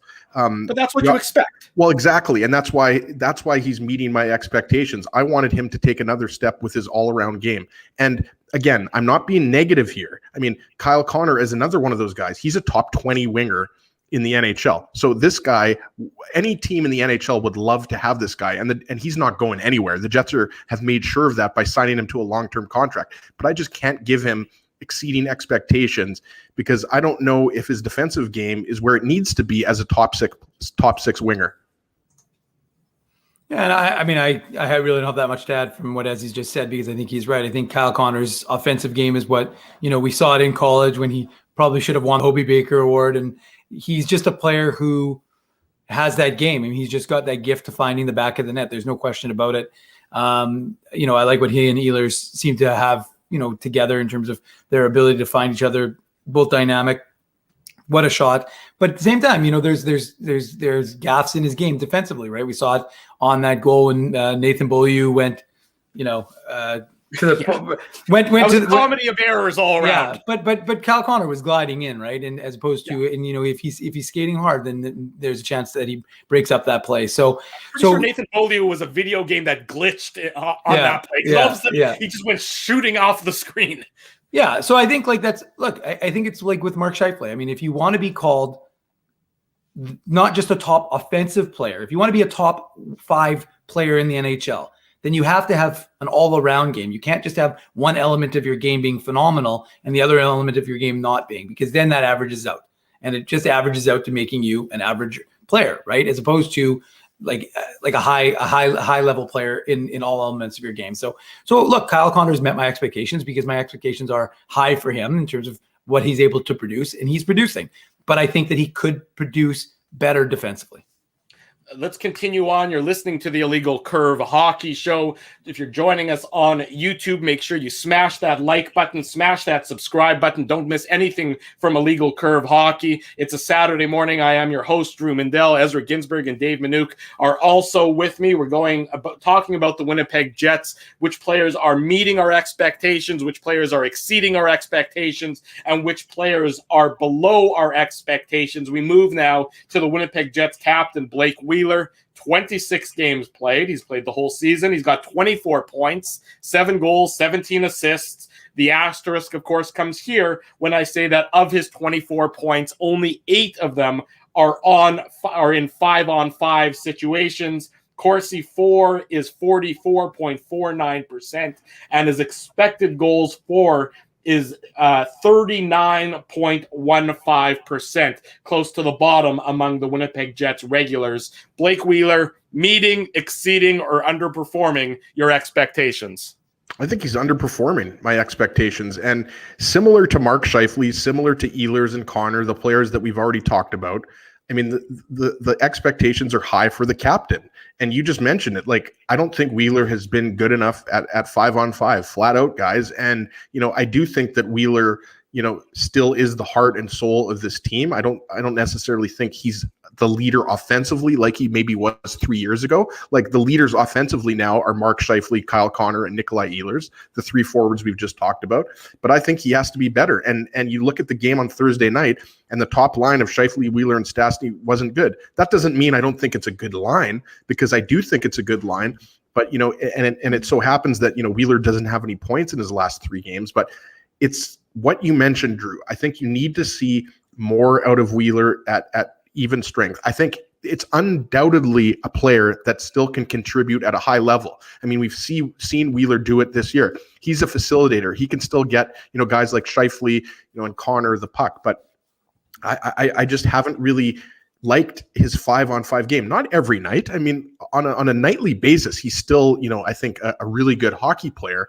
But, there have definitely been games this year where you're kind of asking yourself, like, where was Wheeler tonight? Yeah, it's an interesting, it's almost been a tale of 2 seasons for Blake Wheeler. I mean, we had that stretch where he was clearly bothered by something, and for whatever reason, the team insisted on saying he said in a media availability, if I'm out there, just assume I'm 100%, which is hilarious, because none of these guys are ever 100%. And I almost wonder if in Paul Maurice's unwillingness to change Blake Wheeler's role, he's doing more harm than good to his captain, because I think if he put Blake Wheeler in a situation where he could have more success 5-on-5, in mixing and matching his third lines up a little bit and his second line, his first line, not getting so rigid, tunnel vision with that idea of like Wheeler, if, like, the world isn't going to end. And look, I've been on board saying if Blake Wheeler's contract looks terrible, but you've won a Stanley Cup, nobody is going to care. In a year or two, if you're paying him over $8 million and he gets you 40 points, well, if you have that Stanley Cup under your belt, you're not going to care that you're paying Blake Wheeler $8 million and it's a depreciating asset, because the truth is it got you what you wanted. So to me, I think it's a function of putting him in a role where he doesn't have to be the man night in, night out, move Nikolaj Ehlers into that role, or Kyle Connor or whomever. Drop, what was that? But drop Nikolaj Ehlers. I think that was a chair moving upstairs in my house. Oh, well, that came in loud and clear. But the point is, that a tugboat? Like, what was it? It sounded like something. We have a small marina in our backyard is what's happening right now. So I just think, like, I think there'd be an advantage to having Blake Wheeler play slightly reduced. Not diminishing his role. You can keep him in but just he doesn't need to be playing those hard minutes. I think if you reduce those a little bit, you put him into a possibility of greater success. You make very valid points there, Dave. And I wonder if Blake Wheeler himself at some point in time and Paul Maurice, because they seem to be so simpatico and they seem to have such a tremendous relationship with one another, if they might have that quote unquote difficult conversation. And all of a sudden, to your point, if he's got matchup advantages, if he's playing against third pairing defensemen, boy, maybe you see his numbers increase, because I don't think he's washed up. No, I don't think so either. But maybe night in, night out against top level defense, he might not be what he was 2, 3, 4 years ago, which is perfectly reasonable because he's older. Well, so and then I was going to say, Drew, I mean, this is a perfect example. And I got to give my boy Garrett Hull, credit for this here. I mean, this is an example of where points don't tell you how well a player is playing. You look at the points, and I believe Wheeler is 4th on the team in scoring, 4th or 5th on the team in scoring, 24 points. A point behind Kyle Connor. Yeah, so you're talking about, what is that, 0.9, almost a point a game, right? So obviously, you how bad could he be playing? But as you mentioned, like, you have to delve a little bit deeper into what's happening here. A lot of that is because he's on the first power play unit. So if you gave Mason Appleton, first power play time, he's going to have more points as well. Anybody's going to have more points when you're, in a man advantage situation. So the reality is that, Wheeler hasn't done enough at even strength. And as we know, the majority of the game is played at 5-on-5. Sure, you're going to have some games, where you have 4 or 5 power plays, but in a game like Thursday night, the Jets only had either 1 or 2. I forget. It was really a partial power play. It was really only 1 full power play, right? So it's not like we're saying, like you said, we're not saying Wheeler is a bad player. We're just saying he can be better on both sides of the puck. Absolutely. You're listening to the Illegal Curve Hockey Show. It's Saturday morning. We're live on YouTube. We're live on our social media platforms. Great conversation happening, in our chat. And we love that everyone's joining us on this Saturday morning. So great to see everybody. This segment of the show brought to you by Dr. Les Rikus and the team at Linden Market Dental Center, official dentist of Illegal Curve Hockey. Don't be an Ezzy. Always wear a mouth guard and give yourself peace of mind protection, as well as facial, teeth, and mouth protection. To make an appointment to get your teeth to ting, visit lindenmarketdentalcenter.com. Continuing our conversation, which Winnipeg Jets players are meeting our expectations, are below our expectations, or are exceeding our expectations at basically the halfway mark of the season, we move to a pending restricted free agent, Andrew Copp. 26 games played for the Jets, 5 goals, 12 assists, 17 points, 10 of those 17 coming in a 5-on-5 situation. He was playing a top 6 role earlier in the season. He's now playing in that third line role with Appleton and Lowry. His Corsi percentage is 47.78%, and his expected goals for is 47.77%. Andrew Copp meeting, exceeding, or below expectations halfway through this 2021 season. He's meeting at my expectations, and earlier on in the season he was probably exceeding your expectations, but you know what you're going to get out of Andrew Copp. We've talked about this. Like, he's a guy that you can play in your top 6 easily, and you know what you're going to get. But we know that he's now part of that third line with Adam Lowry and Mason Appleton, and Copp and Lowry have been together for going on 4 years now. So he just gives you a lot of stability. And, he's a guy that it's going to be really interesting to see, what happens, because, we expect the Jets to protect him. I think most people would. And you wonder, what his next contract is going to be. And I'm more so not just the cap hit, boys. I wonder, how many years he's going to get. I don't necessarily think he's going to get like a 6 or 7 year deal. But you'd have to think at, Andrew Copp, what is he, 26 years old, 27 years old? He's going to be looking for, that longer term deal, right? So I don't know if that's 4 years or 5 years. And we know that he's one of the favorites of Paul Maurice. There's no doubt about that. And, Copp is just a player that I think has taken a nice trajectory. He wasn't a high draft pick. Dave knows that. And, he's just a solid hockey player. Is he a third liner? Yeah, he's a third liner, but he's not a guy that, you would say, is a above average top 6 forward, even though he's got great possession numbers and he can play in that role. So, I can't find another word that's better than just a solid third line hockey player. Dave, do you agree with Ezzy? Is he meeting your expectations? It's sort of interesting, when he was playing so well earlier in the year. He's still playing well, but he was putting up that. But he's changed his role, though, right? That's right. His role isn't to score right now. His role is more of a shutdown. If you put in the offense, Mason Appleton obviously has been doing that for that line as well. And I think to your point, Drew, I would say I actually think he's still exceeding my expectations. I've had a high regard for Andrew Copp. I see him around the rink. I understand his dedication to hockey. And he really has, I mean, look, all these, you can't get to where these guys get without having an internal fire. They all have it. You can't say, oh, this guy got to the NHL because he's lazy. None of these guys are lazy. They've all got this unbelievable level of talent, and that's the irony, right? People will nitpick a fourth liner like Nate Johnston, and you watch this guy play and he'll blow your mind with what he could do on a rink just in front of you. And it's easy, right, to be an armchair quarterback and to make these calls from up here. But I think like a guy like Andrew Copp, his internal fire is just no pun intended, but his fire is just, hopefully that fire won't come out of the wall there. I had this vision of that. I don't know if you saw, but there was like a ESPN clip where I was watching it the other day. Yes, and ESPN Big Board Day. And I saw the wall collapse. And the wall collapsed on the guy. And I just had this vision. I'm like, I really hope this doesn't fall on my head. It would make for I would hate to be that guy who somehow ends up being a repetitive clip. That's more Ezzy's role than mine. But the point is that I think a guy like Andrew Copp is, again, I think he's that Swiss Army knife that we've always talked about. He does. Coaches love a player like that because you can throw them into any situation and they make whatever they're given better. And I think so. But to the point when he was put in that role of offensive player, offensive line, he was able to do with what he hadn't done when more limited opportunities. So I think he's exceeded my expectations. And to your point there, Dave, I mean, exactly. Like he's clamored for that opportunity and he's been champing at the bit for that opportunity, and he got that opportunity and he proved himself. So I think he can sort of use it. It was a small window of an opportunity because right. The Jets, don't need him necessarily in that role. That's not where he's best suited for the team, but he can say, as he's an RFA, and then if he becomes a UFA after the next season, he can say that, look what I can do when given a top 6 role. And that's right. I think, a feather in his cap.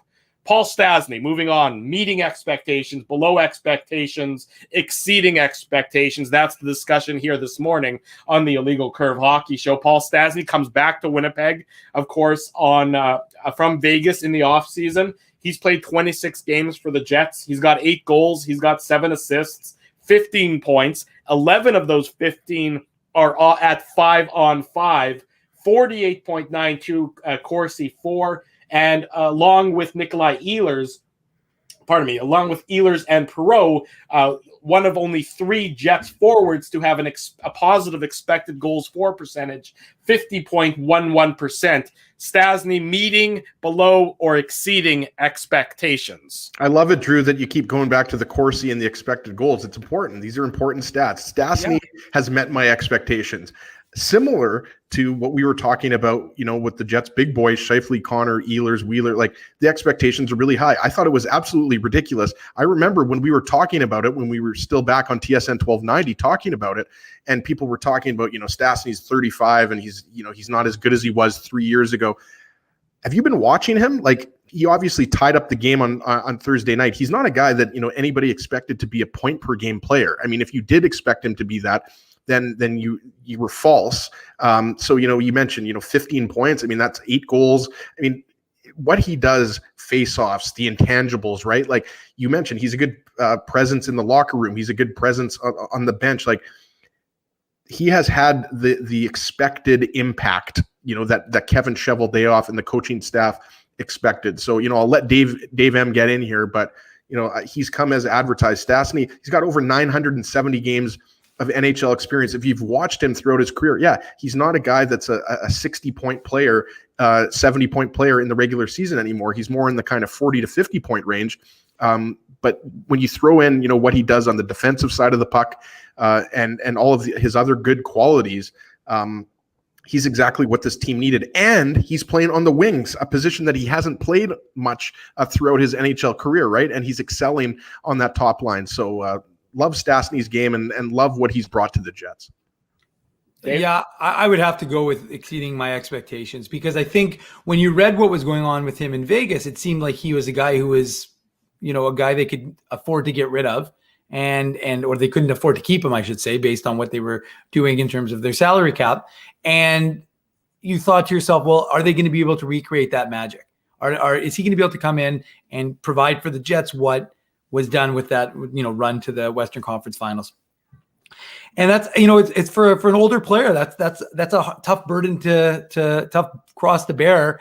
And I think he's done a more than admirable job. I think he's been, to Ezzy's point, he's done whatever you've asked of him to do, right? He's kind of an older, wiser, I would say more talented offensively Andrew Copp in that sense, that you can really put him into any situation and he'll thrive with it. And such an intelligent hockey player. And I really, it's amazing because we have a phenomenal photographer. Well, we have two, but Colby Spence, Alexander James are the Illegal Curve photographers. And often Colby, and we don't necessarily always use the photos, but you see what he does, and he'll send me pictures throughout the course of a game. And there's so many instances of Paul Stastny on the bench talking to younger players, younger by younger I mean like anybody than him essentially, but he'll talk to these guys and he'll be instructive, and he's almost like you're almost getting the benefit of the old school player coach in a guy like Paul Stastny to me. So I think he's exceeded my expectations. He's a guy who I think hasn't looked out of place. And again, you're always worried about that, guy who's going to drop off in his game as they hit that mid-30 range. But I mean, he just looks like a guy, to Ezzy's point, who's been asked to go to the wing, play a position he's really never played, maybe here and there, but really not a position he's naturally inclined to play. And just that high hockey IQ allows him to adjust and continue to thrive. So he's definitely exceeded my expectations. Chris Johnston of Sportsnet is going to join us in matter of seconds. One more player I want to do before we bring in CJ. Mason Appleton, 26 games played, 7 goals, 6 assists, 13 points, 9 of the 13 at 5-on-5. Corsi for 49.28%. And expected goals for at 49.88%. Quickly, guys, meeting, matching, exceeding expectations with Mason Appleton. Yeah, this one's very easy, boys. Sorry, just had to quickly unmute myself there. Mason Appleton has exceeded expectations. I mean, Dave's talked about this many times. Like, he has smashed his personal career best. 7 goals for him, halfway through the season, even though it's a short season, makes it even more impressive. He's just been excellent on that third line. So that's an easy one for me. And I'll quickly just say, he's definitely exceeded expectations. There's no question about it. There we go. We're pleased to welcome to the program now, good friend of ours from Sportsnet. He's their senior hockey writer. Chris Johnston joins us on the show. Chris, am I out of place in calling you the marathon man? Let's start with that, because you're doing some great activities. You're raising money, in support of COVID, and not in support of COVID, in support of, I guess, of COVID and people being impacted by COVID. You're running. You've been running nonstop basically throughout this entire year. Yeah, I'm so annoying. I'm aware of that. I'm sorry. But yeah, I've done, I think, 318 days in a row ever since April 30th of 2020 through this morning. And, honestly, that started kind of naturally. Like 10 years ago, I used to be a pretty avid runner. Life gets busy, work gets busy, traveled more. I got out of it. And then, when the pandemic started, I basically seized on the opportunity that I was stuck at home like everyone else and not traveling and not as busy with work. So I started running every day. And it actually was more a mental health thing than anything for me. It just gave me a small goal every day that I could achieve, no matter, it kind of allowed me to like push everything else aside. Cause I think in the early days of this, a lot of people probably had a lot of burdens, but I'm worried about my dad. I'm worried about what's going to happen to my job, what's going on with the league, my bills, all that stuff. And so it kind of started naturally. And then now, as I'm coming up on a year, on April 29th, I'm going to run a marathon to end my year. And I've started talking about this a little bit to help the Conquer COVID charity raise some money. It's an absolutely tremendous cause. If people want to donate, because this is, you're doing the Lord's work here, where can they donate some money if they want to support your cause there, Chris? They can go to either conquercovid19.ca is the website of the charity directly, or, I have a pinned tweet at the top of my page, Reporter Chris, that has that info as well if you're interested. And anything you can give, and even if it's not money, just trying really to put some focus on the fact that we all got to pick each other up coming out of this. I think hopefully some good comes to humanity and our society, for the struggles that have happened here in the last year. And so give there, or give with your time and your energy somewhere else, and I'll be happy. It's like I said, it's a wonderful thing you're doing. I mean, we're three guys who are more likely to run to the fridge than we are to run any sort of kilometers or miles. So seeing what you're doing is incredibly admirable. Obviously, Chris, we brought you on to talk about the Winnipeg Jets, the Toronto Maple Leafs, the Canadian division, the NHL as a whole. Game 3 between the Jets and the Leafs goes tonight. From what you've seen in the first 2 games, what's your perspective of the Winnipeg Jets? I mean, we live and breathe it every night. Our audience, our viewers, and those who are going to listen to the podcast live and breathe it every night. You're based in Toronto. What are you seeing from the Winnipeg Jets as you've seen them the last couple games? Well, an elite goaltender and the kind of offense they have can take you pretty far. I'm certainly not going to place limitations on their team, but I would have some big picture concerns maybe about the number of chances they're giving up. And look, these last 2 games maybe are at the high end even. I'm not sure that's representative of, what the Jets are doing night in and night out. But, it's kind of a bit of a playing with fire style. But look, if Hellebuyck is that good and as good as he was last season, certainly, we're seeing some nice offensive performances. And I like the fit of having Pierre-Luc Dubois on this team too. They're a threat to come out of the division. I think it'd be foolish to think otherwise. And so I've really enjoyed the first 2 games of that, especially the last one was pretty entertaining. And I wonder as we kind of inch closer to the deadline here, if Kevin Cheveldayoff and the front office aren't enticed to try to do something to solidify the defensive game a little bit. I'm not saying it's one trade away or anything, but I do think that's probably their biggest area of vulnerability is that you can only ask so much of your goaltender. Chris, there's a lot of Leafs that we could talk about that were impressive in that game on Thursday night. Mitch Marner was really good. John Tavares, obviously, 1-on-3, making that pass to William Nylander. It was just an incredible individual effort. But, Auston Matthews has been absolutely feasting on the Jets and the rest of the North Division. I mean, it's tough to not think that this is a player who's motivated to take this team to farther in the playoffs. Like, what have you seen different about Auston Matthews? Because we know the offensive talent's there, the 47 goals last year, but is this a player who's possibly motivated in a different way maybe than we've seen in previous years? Yeah, I think he's right in the sweet spot of his career, right? I mean, it's his 5th season, 23 years old, physically mature, mentally mature, has been through all this. And, this is by far, and look, we're only talking about 27, 28 games, whatever it is, but it's been the best version of Auston we've seen here in Toronto. And it's not as though anything we saw in the past was poor by any stretch of the imagination, but I mean, he's improved. And you see it for sure in his all around game. I think sometimes that sort of thing becomes a narrative or gets repeated. I can tell you with certainty, defensively, his impacts on the team are huge. He's often playing below the goal line in the Leafs own zone. He's 6'3".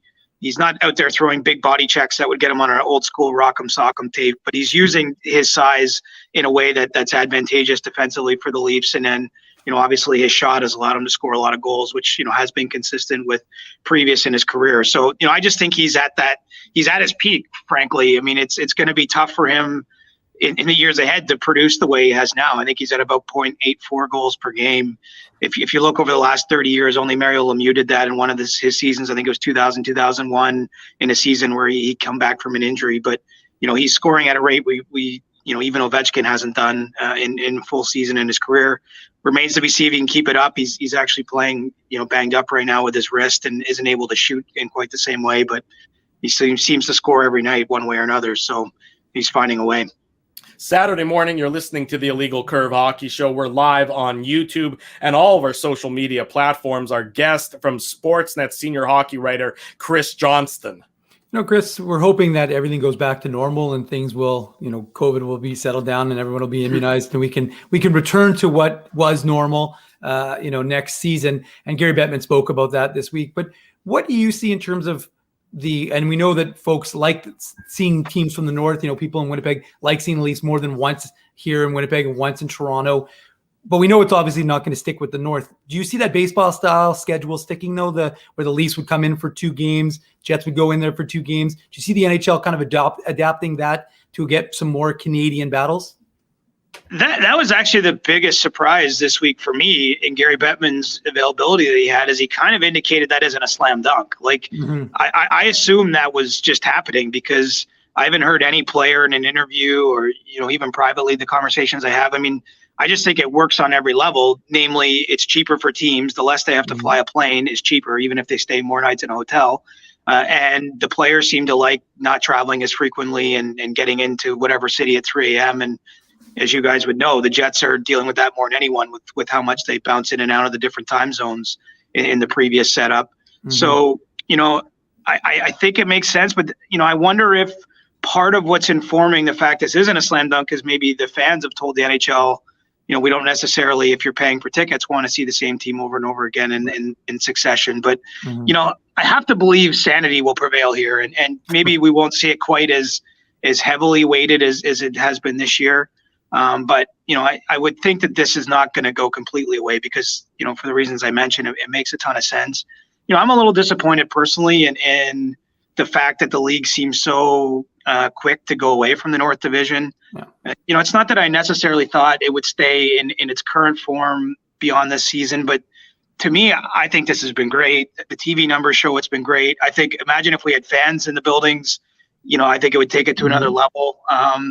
And so the fact that they seem to want to rush back to the previous alignment and not even have, at least have one of the lessons come out, say Winnipeg and Toronto play each other 4 times a year instead of 2 or something like that. That's a bit of a disappointment, but no decisions have been made. It's just usually when Gary Bettman starts sprinkling those things out there, he's not just speaking off the cuff, that there's something else behind it. And so, I would like to see the league change more out of this. As I mentioned earlier in sort of the running conversation, like to me, we all want normalcy in our lives, like a feeling of that, but I don't know that we all want the exact same life we were living on March 11th, 2020. Like, I think some things have to improve. There's an opportunity for change in all this disruption. And it seems to me the NHL so far doesn't want to embrace that change. And look, they are polling the fans. I know that a lot. They're polling their customers. So maybe it's just a good business decision. But I'm a little surprised, I guess, as we're sitting here and you're starting to see, it's not so far off. Hopefully the vaccinations and more fans and all that stuff is coming, that they just wanted to reset the clock to what used to be. Because, to me, I think at minimum the Canadian team should be playing more, even if they're not all in the same division. It only adds juice to the games and probably money in the sense that you can charge more for those intra-Canadian games once there's fans back in the rink than you can another game between the Jets and let's say the Dallas Stars. Division rivals, sure, but let's be honest, the passion isn't the same as if it's the Jets and the Leafs and the Jets and the Oilers and the Jets and the Canadians, et cetera, et cetera. Chris Johnston, our guest on the Illegal Curve Hockey Show. Saturday morning, we're live on YouTube and all of our social media platforms. Chris as the senior hockey writer for Sportsnet. He'll be on Hockey Night in Canada later on tonight as the Jets and the Leafs will do battle. Chris, it was earlier this week you broke the news that ESPN and the NHL have reached an agreement.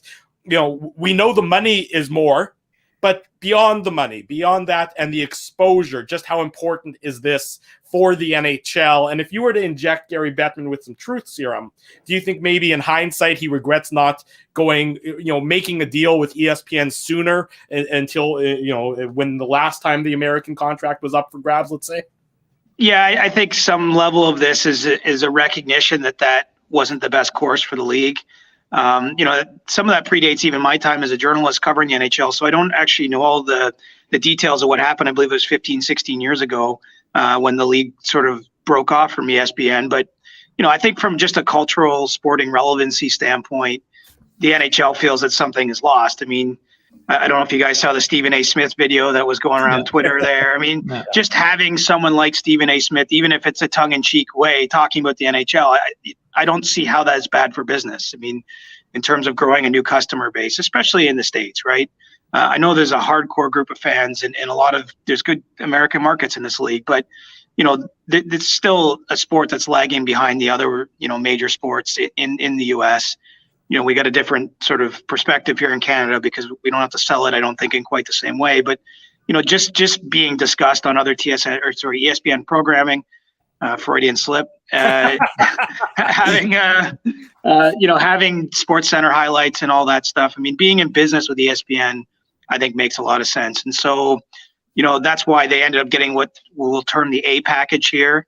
They got kind of the pick of the litter in terms of, what assets they most wanted to buy as part of this media rights deal. And now the NHL is focusing on the B package and the streaming component that still has to be negotiated. Chris, you wrote about this in your recent column. I believe it was yesterday or a couple of days ago on sportsnet.ca about, the NHL is still going to have to determine what's going to happen in that third round, which will be around, mid-June. And what you've reported is there's a good chance that could mean that there's an American city that's closest to the Canadian city that would be designated, I guess, as the quote unquote, home arena. So in Winnipeg, that would obviously be Minnesota. I guess that would mean if the Jets and the Wild play in the third round, that all the games would be in Minnesota. But is it too early really to say that that's the way this is going, considering that, as we talked about before, with the rate of vaccinations obviously differing from, state to state and province to province, but is that still the most likely outcome, that the Canadian teams will have to play their home games in the US, or is there still a chance that you could see, whether it's Winnipeg or Toronto, playing their home games in Canada? It's tough to handicap. Really, it's in the government's hands. I think it's that simple. The NHL is engaged in that dialogue already. I mean, we're talking about a series that'll be played somewhere around mid-June, based on where things are headed. And, the league is looking to have essentially some travel permissions allowed. I don't know what, deal will have to be struck, if it'll be sort of like a mini bubble, if an American team was flying in, say, to play the Jets in the conference final. But, if that isn't allowed by the Canadian government, I think really the only solution is to move, the one Canadian team that emerges from the North Division down south. And so, I guess the benefits of that would be, if we're playing this out hypothetically, if it's the Jets going to St. Paul or the Leafs going to Buffalo or Detroit, is that, fans that wanted to cross the border and go to games could still do that, right? I mean, that would be one of the other benefits of doing this, and then you wouldn't be subject to the same travel restrictions. But, I think it's still a little too early for me to say one way or the other what's likely to happen. I mean, reading the tea leaves, it seems like our government has been more conservative all along in terms of its approach to COVID, which I'm not criticizing by any means. I understand why. I think that in Canada, we've taken this much more seriously in general with our approach, and the numbers have been better than what we've seen south of the border. But, I don't know how much, I don't have a good feel for how much that may or may not change before June. But, clearly the league in a perfect world would love to have fans in Canadian buildings, would love to play those games in whatever, team's building survives. But, I don't know if the government's going to allow it or not. Chris, just one more question here, and then I'll let Dave get in. And this is something else that you've written about. Are you surprised that correct me if I'm wrong, but I think we're soon going to be at 19 out of 31 teams. I believe it's 18 or 19 out of 31 teams. Are you surprised? I mean, I know this is such an unpredictable, time that we're living in with COVID, but are you surprised that we're already at that number in terms of how many NHL teams down south have fans in the stands? Yeah, I'm pleasantly surprised. It seemed to happen quite quickly. I mean, if you remember the start of the year, January 13th or whatever puck drop, I think it was 3 or 4 teams had limited capacity. So, this has ramped up pretty quickly. A lot of it's driven by the fact in the U.S., frankly, the vaccination rate is destroying us. I mean, for sure. Anecdotally, I have friends and colleagues in their 30s and 40s that are getting it by legal means, not by skipping queues or anything already. And, my dad's 72, lives in Ontario here, and I don't even know where he gets in line to get in line yet. So, there's a clear demarcation between what's happening there and here. The league already says, that there's players down in the U.S. that have been vaccinated as well. So, I think that's all allowed this to happen a little quicker than what we have up here in Canada. I still don't have any sense. The Oilers and Senators for sure have put in plans to try to get fans back with their provincial governments, but I still don't have any feel if that's even possible this season for the Canadian teams. It doesn't feel like it, but I wouldn't have also predicted we get to 19 out of 31 this quickly down the U.S. So hopefully the vaccinations just keep rolling out, and I think that changes the way the government's view allowing people in the buildings, and it seems to have been done quite safely as well. We haven't heard these horror stories of those being super spreader events or anything like that in the U.S. arenas. Chris, we're less than a month away now from the trade deadline. Are you anticipating the Canadian teams treating their trade deadline like it's going to be in 2 weeks, or do you think that they'll wait till that mid-April point to trade along with the rest of the U.S. teams? And do you anticipate, I guess, secondary? Do you anticipate it being a busy trade deadline day, or do you anticipate it being a little slower based on all these trade restrictions or COVID restrictions? Well, for the Canadian teams, I think ideally would like to do their business now or really close to now, because of quarantines and things like that, just getting players acclimated to their lineup. But it seems like at this point the prices are still pretty high, and so I think that's what's kept. It's always kind of that it exists in every negotiation, it exists at every trade deadline. Is there's a bit of a bet to be placed by both buyers and sellers. I mean, if you pay a premium now and you get the player, is that smarter? Do you wait closer to April 12th and maybe there's not that many buyers and the price goes down? I mean, I think that's kind of the tension that exists. And so, all I can really conclude from that is the Canadian teams recognize that it might be advantageous to get players going soon, but it doesn't feel like it's on the horizon. There's a couple other things at play too, though. There's a dialogue going on with the government about maybe seeing the quarantine restriction reduced for players acquired, at the deadline. And so, maybe it's not 14 days if this happens. It could be reduced to 7. I know there's also a component of that about if a player has been vaccinated, does he have to serve a 7 or 14-day quarantine? And that still hasn't been ruled on by the government. The point is, those discussions are ongoing, and so there's a lot of balls in the air. I still think it's going to be reasonably busy between now and April 12th. I just can't pin down the timing. I'm not saying the deadline day itself will be as busy as normal, because maybe some of this will play out sooner. But, we have if you look league-wide, there's a pretty big gap between the haves and have-nots. I mean, there's 7 or 8 teams, I think, that we can identify with some degree of confidence already that aren't going to make the playoffs. And so, I think that there's a defined group of sellers, and then there's, on the flip side, there's teams that should be looking to buy what they can off those rosters. So I think, and the one thing maybe fans that are following this passively don't realize, if a player's traded in the U.S. and drives from point A to point B, there's no quarantine period. So, the quarantine situation for the U.S. to U.S. trades is negligible or non-existent. So to me, it'll still be busy enough, but it might be a really bad day itself. I mean, we might see just a flood happen on April 3rd, April 4th, April 5th, and then, on the 12th, we're all just sitting there twiddling our thumbs. Well, that's why you TV guys get paid the big bucks, right, Chris? Chris Johnston. Oh, man. I'm actually thankful, because as a news guy, they only plot me and Elliot up for like 3 seconds when something's happening on that day. And if nothing's happening, they just, it's the other guys have to tap dance. So I'm off to the side anyway. That explains why Jeff Merrick and David Amber are rocking back and forth a little bit right now, trying to figure out how they're going to survive that trade deadline day. Chris Johnston is a senior hockey reporter for Sportsnet. You can catch him tonight on CBC's Hockey Night in Canada, Sportsnet's Hockey Night in Canada. My apologies. Chris, appreciate your time, appreciate your insight. Thanks so much for joining us. Yeah, it was great, guys, and I hope we get an awesome game tonight. It should be fun. There he goes, Chris Johnston, joining us from Toronto. Thanks so much, Chris. And the Toronto Maple Leafs later on this evening, 6 o'clock puck drop. And of course, a reminder immediately following the game, it's the Illegal Curve post-game show. When the final buzzer sounds, the analysis begins live here on our YouTube channel and all of our social media platforms. We're going to break down everything that happened between the Jets and the Leafs. And we're also going to bring you live post-game interviews from the Jets players and coaches. Let's continue with our exceeding, meeting, and underperforming expectations conversation. We left off with Mason Appleton. We'll continue with Adam Lowry, but first, got to make mention that this segment is brought to you by Bernstein's Deli, official deli of Illegal Curve Hockey and home of the Illegal Curve Sandwich. Located in the Cordon Village Mall, Bernstein's Deli has been Winnipeg's deli destination for over 30 years. For more information, find them on Facebook or at bernsteinsdeli.com. Whatever you need, however you need it, Bernstein's Deli is there to help you out. Check them out online. Like I said, bernsteinsdeli.com. Adam Lowry, gentlemen, started off the season a little bit of a house on fire.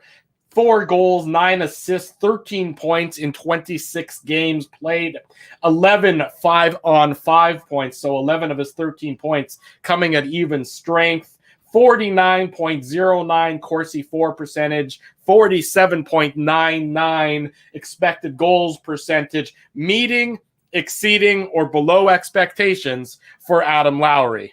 I'll go meeting expectations, guys. And, you're right, Drew. I mean, Adam Lowry's offensive game is maybe not where it was the first, 5 to 10 games of the season. But, as you mentioned, most of those points are coming at even strength. Lowry's not a guy that gets a lot of power play time, right? He's a penalty killer when you're talking about special teams. But, again, similar to Andrew Copp. And I think, Dave is perfectly right in saying that Copp has exceeded his expectations.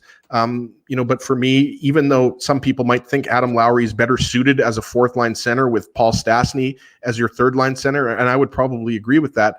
Right now you've got Stastny, Copp, and Appleton, as your quote unquote third line checking line. And it's been pretty solid most of the season, even though, at times you've maybe wanted them to contribute a little bit more offensively. But, simply put, like Lowry, what you're going to get out of Lowry. He plays hard all the time. He's one of the more physical players on the Jets. He sacrifices his body. So, the offensive numbers, considering that, he didn't have a very good offensive year last year, I think they're right around where you'd want them, even though, sure, you'd like to see another goal or two, but, that's not everything that, is Adam Lowry's game. It's an all-around game. He's a relatively good defensive player. No, he's not a relatively good defensive player. He is a good defensive player. So, yeah, I like what I've seen out of him. Yeah, I mean, it's interesting because he had such a poor season last year that it's hard to say, that he hasn't exceeded what you expected, because you were concerned that based on what you saw last year, that was, perhaps a bit of a new normal for Adam Lowry. And we're now seeing that it was, maybe a bit of an outlier, and he seems to have bounced back to what his last season's production was. And I think you have high expectations for him. I mean, he is given a role, right? I mean, and that's what we always talk about. The coach puts you in the role for success you're going to have, but I mean, you have to have that success to maintain that role. So I think if you're going to be the third line center, you can't just be a checking center. I mean, I've talked about this forever. To me, you have to produce. If you're going to produce goals and assists, then you can be a third line center, because that's just what you need to do. If you're going to be a shutdown, again, I don't care. Like Pascal Vincent always talks about that. He doesn't care about first, second, third, fourth lines, the way you label something. If Paul Maurice wants to have a fourth line of Adam Lowry, Mason Appleton, and Andrew Copp that shuts down the opposition's, top lines, then he can do that. And then you have a third line that produces. But he doesn't. He puts Adam Lowry in a third line center role where you have to produce. He's producing better than he was last year, but pretty much at the level we've kind of come to expect from him. So I think, and he is in a contract year, of course. So that plays that factors in, of course. But I would say he's met my expectations. Let's talk about Matthew Perreault, a pending unrestricted free agent, a guy who's certainly got a sizable contract, salary cap hit for this Winnipeg Jets team. He's played 26 games this season. He's got 6 goals, 5 assists, 11 points, 9 of those 11 at 5-on-5. Positive Corsi for 50.33. Positive goal expected goals for 53.15%. Matthew Perreault meeting, exceeding, or below expectations for the Winnipeg Jets, in your opinion, this season? +1, A for Matthew Perreault. And, you mentioned all the numbers, Drew. Good possession player. He's been a staple of that fourth line. For me, he's been the best player on that fourth line. Matty Perreault's a guy that can, play on the second power play unit. This is a guy who the Jets easily could have lost. Everybody was talking about it, including us on our show, whether or not he was going to be a buyout candidate. I'm biased. I really like Matty Perreault, and I know, and Dave knows this, he's one of the more popular guys in the Jets dressing room. I mean, this is a tight-knit group. That's not something that we've got into too much, but if you compare this Jets team to maybe a couple of years ago, it's got a good mix in there, and Perreault is one of those kind of team favorite guys, and I think a lot of Jets players, Dave would agree, were happy that no one claimed him on waivers. So he's exceeded expectations for a guy that, there was talk of Perreault maybe being on the taxi squad, if you guys remember that, before the season started, right? Yeah. So, I mean, 6 goals, that's pretty good. And he's a guy that, I've said this before, he's healthy. He wasn't healthy last year. And that's oftentimes something that I think gets lost, guys, because people just say, well, they're hockey players. Everybody, misses games. Well, no, not everybody misses games. He had a particularly rough year last year. What did he miss, Dave? I think it was something like 25 games last year. I think he played 56. Yeah, so he's maybe not that many, but he missed whatever it was, 15 games, 16 games. So he's healthy this year and he's contributing. And I would like to see more from that fourth line. That's something that we've talked about a lot. You'd rather see him playing 11 or 12 minutes probably rather than 8 minutes. But he's a guy that's getting the job done in limited minutes. So I got to go, exceeding expectations. He played 49 last year, as. So you were okay. Right. Yeah, he missed something like that. Yeah, so I'm going to echo what Aziz is saying here on this one, because I think Matthew Perreault, a guy who, to what Drew just said, could have been lost on waivers, and you would have just, he's like an Andrew Copp. He's that guy who you can put him into any situation. He's reliable. One of our commenters pointed out that he's not taking penalties, which is what he was, took a lot of penalties last year that hurt the Jets. And I think this year he's really reduced that. So that's a good thing. To your point, Ezzy, he's a healthy player this season. So that's also a huge benefit. So to me, there's no question Matthew Perreault is on my exceeding expectations list.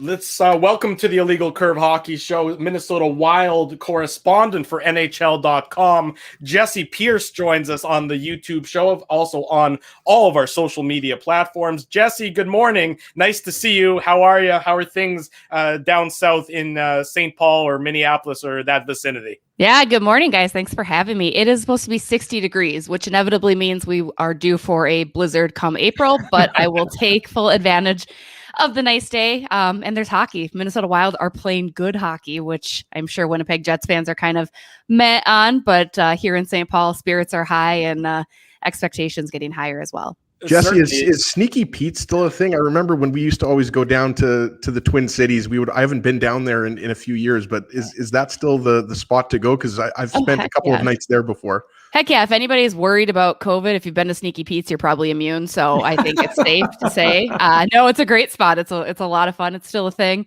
Certainly a hot spot to check out if you guys ever visit the Twin Cities. Which we do, especially once the border reopens, we'll be back there. We'd like to take in a Wild game, particularly when they're playing the Jets, or a Vikings game when they're allowing fans back in the stadium. But we're here to talk about the Minnesota Wild, and I would say that among my surprise teams in the NHL this season, the Minnesota Wild are one of the biggest surprises. 15-8-1 on the season, if I've got my math correct. 646 points percentage, second best in the West Division. This is a Minnesota Wild team that I had no expectations for, and lo and behold, they're absolutely on fire. 7-2-1 in their last 10 games. I mean, yeah, I think everybody had that feeling. We all saw how they performed in the return to play against Vancouver. Not great. And certainly there were some changes made between then and the start of this regular season here. But I think just like everybody, our expectations were low. You thought they'd kind of be a mid team. I think looking at the Honda West and looking at some of the teams that were shoo-ins, like your Colorado Avalanche, like your St. Louis Blues, like your Vegas Golden Knights, you figured Minnesota Wild could probably be on the bubble because you have the Kings and the Ducks and some of those California teams that are struggling.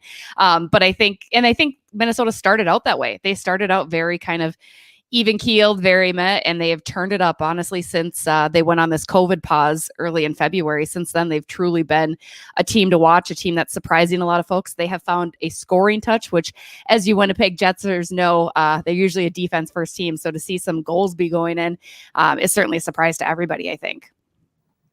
Jessi, I follow you on Twitter, and I was watching your Twitter feed, yesterday, and I saw that, Kirill Kaprizov scored a goal. So I'm thinking, okay, that's great for us. And then he scored another goal. And then of course he scored another, and he he had his first career hat trick. So I'm thinking, like, I don't know, maybe one of us is a clairvoyant, but yes. We have to talk about him. He's obviously, in the talk for the Calder Trophy right now. And I know from having Sarah McClellan on the show and having Mike Greenlay on the show back when we were on TSN 1290. I mean, Kirill Kaprizov was a player that Wild fans kept wanting to see year after year, right? Because he's been in the KHL for, I think, 5 years. 5 years, yeah. Yeah, so, I mean, I guess the question I was going to ask you about Kaprizov is, has he almost given this Wild team, it's obviously not just him, but has he kind of given the Wild fan base almost new hope in terms of, what this team is capable of doing?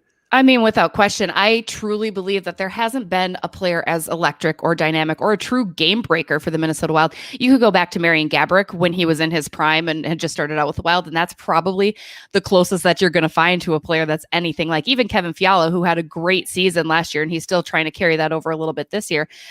There's nobody like Kaprizov that's ever worn a Minnesota Wild jersey. So it's exciting. It's amazing. It was 5 years of clamoring for this kid, and I have to admit, watching all the highlights when he was in the KHL, you knew that there was something there, and I think the attention was warranted.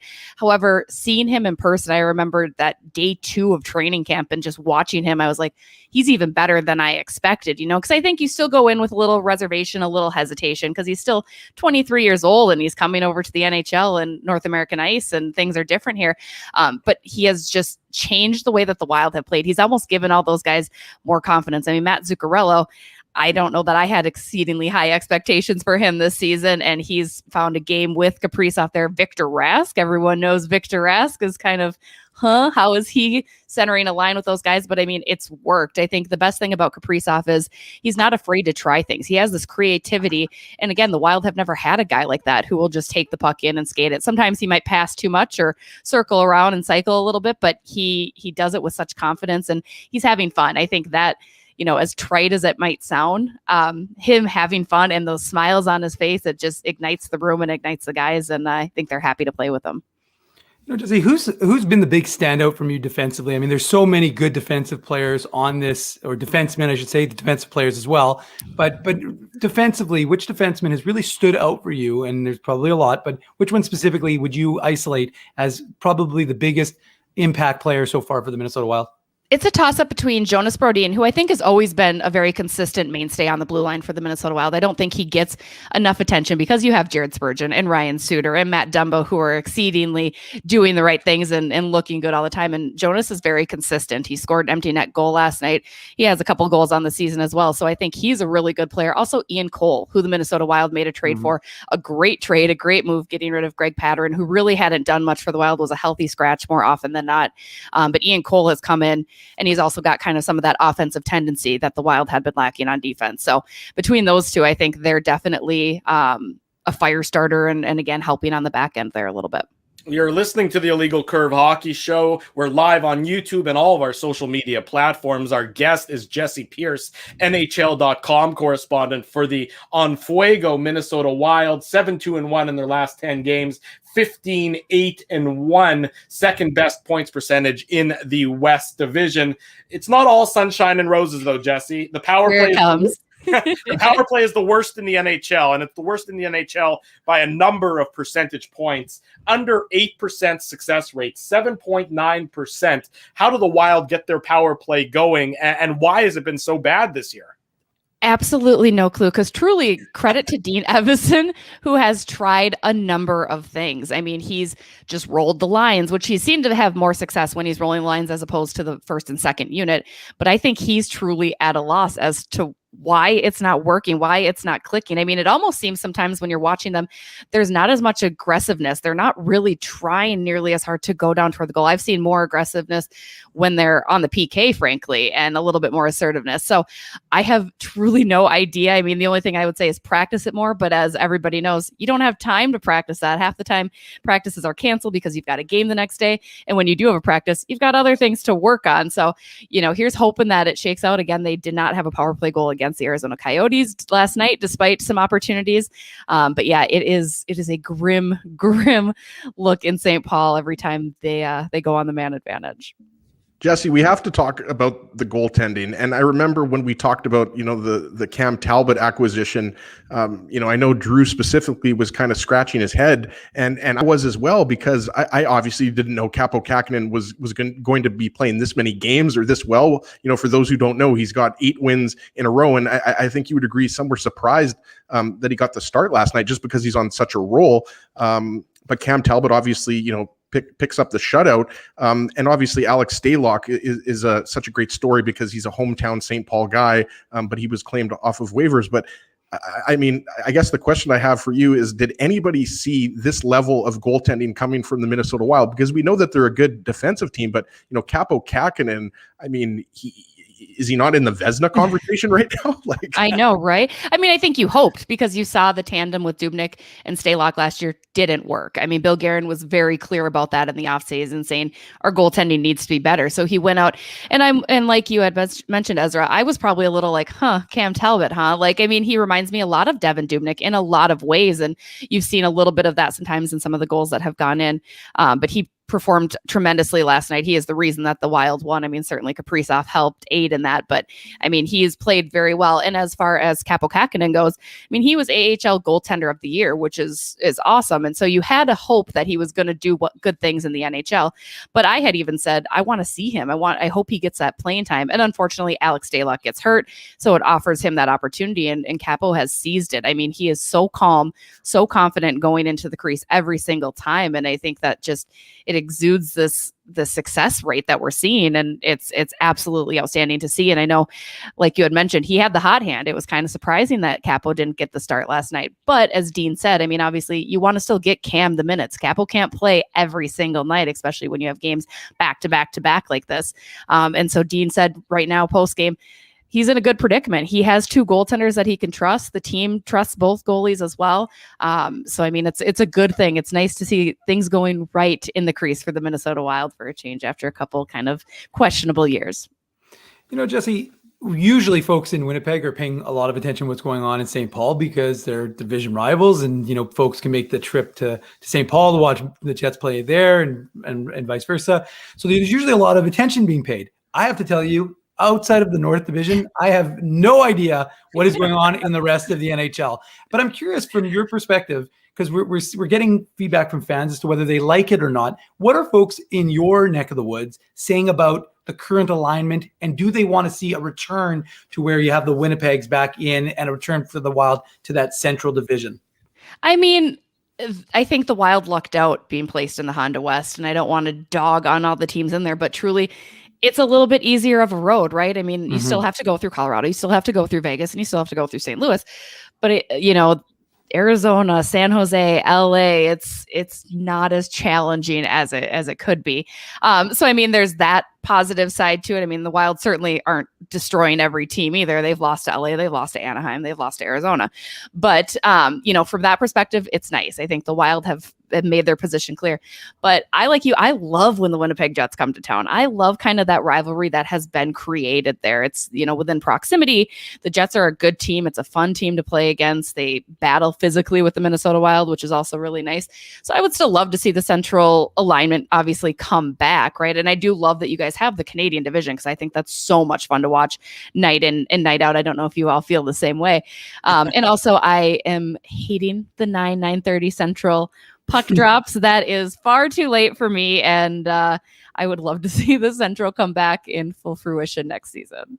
Jessi, we'll let you go on this one final question. The trade deadline is coming up. The Minnesota Wild, as we've said, exceeding my expectations, probably exceeding a lot of people's expectations. Does that mean that they're now going to be a buyer come the trade deadline, or a little bit before the trade deadline? And what would they be looking for if they do end up buying or acquiring a piece?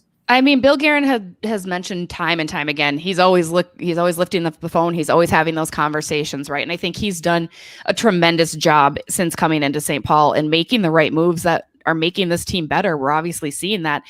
Number one center is the big key. And Minnesota is certainly not the only team lacking in that department. But again, as I mentioned, you have Victor Rask currently as a number one center, and not to hate on him, but that's kind of not going to work in the long term. So, I mean, I think that's the biggest need for Bill Guerin right now. However, with the team performing well as it is, I can also see him maybe kind of holding back a little bit, because obviously to get that number one center, whether it be a Jack Eichel or whomever, you're going to have to give up a lot. And I don't know that Bill's quite there just yet. I mean, he's always entertaining those ideas, and he's not afraid to do that. But also with the expansion draft, you have to consider all of those things too, right? You're going to have to protect some guys. You're going to have to move some things. So I think it might be a little bit quieter than we initially thought. Heading into the season, I would have said, hey, Minnesota Wild are all in. They're going to be making some moves. Now I'm starting to think maybe not so many, maybe a rental player. But I, wouldn't surprise me if trade deadline passed and the Wild have remained stagnant. Jessi Pierce covers the Minnesota Wild for NHL.com. Jessi, appreciate your time. Appreciate your insight. Thanks so much for joining us this morning. Anytime. Great show, guys. Thank you. Take care, Jessi. Thanks so much. There she goes, Jessi Pierce, joining us from the state of hockey, Minnesota. And we should give a shout out as well to the Bar Down Beauties podcast. I was going to try to get that in there, Drew, but you didn't let me get in, which is, not something. You're lucky I let you talk at all, as far as I'm concerned. Follow them. It's Bar Down Butte Pod on Twitter. So she does that with Alexis Pearson, and Jessi's awesome. She used to cover she used to work for the team and cover the Wild for the Athletics. So it was awesome to have her on. There you go. Exactly. Except she's giving us, she like Mark Dumont is also giving us mic envy, because every time we think our mics are pretty good, then Jessi comes in with her pretty powerful mic, and I was like, got a little mic envy right now. I'll tell you what, if somebody wants to buy us all mics, we will be glad to name those mics after the individual who contributes the money for those fancy schmancy mics. Ours, to your point, Dave, I thought were pretty good, but then we get blown out of the water every now and then. Let's take a deep breath, take a pause. When we come back, we're going to do more on who's meeting our expectations, exceeding our expectations, and underperforming. It's a busy Saturday morning. We're live here on the Illegal Curve Hockey Show on YouTube and all of our social media platforms. Keeping Winnipeg laughing for over 30 years. Rumors, Canada's longest running comedy club, bringing you the biggest laughs from the best comedians on the planet. Jerry Seinfeld, Chris Rock, Jon Stewart, Dennis Miller, Brad Garrett, the greats, and all the up-and-comers too. When was the last time you laughed out loud? Make it a great night out with friends, or book your office or birthday party. Even a fundraising event at Rumors. Get all the details and dates on upcoming shows at rumorscomedyclub.com. Hey, Drew. Ezzy, whoa, what a smile! Yeah, I got my crowns done at Linden Market Dental Center, and they whiten my teeth. I see. They're so bright that every time I smile, they go, "We have hockey tonight. Do you have a mouth guard to protect those pearly whites?" I sure do. Whoa, they even ting through the mouth guard. Linden Market Dental Center covers all your dental needs, from restorative to cosmetic dentistry, and will fit you with a sports guard for that active lifestyle. 877 Waverly. See lindenmarketdental.com. Hi, it's Drew from Illegal Curve here. Selling your home can be stressful, but it wasn't for me. Thanks to my friends at Zappia Group Realty, they made the process so easy. My home sold within 48 hours and with multiple offers. Zappia Group Realty took care of everything with their exquisite customer service and attention to detail. If you want to sell your home for more in less time, get started by talking to Frank and Mauro Zappia of Zappia Group Realty. Online at zappiagroup.com. While you can't always count on your team winning, nor your favorite player scoring, one thing you can always count on is Bernstein's Deli. They've expanded their services because the team at Bernstein's Deli wants to accommodate your needs and keep you safe. Open Tuesday to Saturday from 9 a.m. to 6 p.m. to serve you. Head to your phone, in-store or online to shop for groceries or order meals from the restaurant, like the legendary Illegal Curve sandwich. Just go to bernsteinsdeli.com. Boston Pizza's here! Dinner tonight is brought to you by Boston Pizza. When your family orders a BP meal deal, you can bundle up your favorite signature pizza, like the spicy pierogi, signature pasta like the jambalaya fettuccine, plus a fresh Caesar or garden salad, and receive more than $20 off in savings. You deserve a deal for the Boston Pizza you crave. Order curbside pickup or delivery today at bostonpizza.com.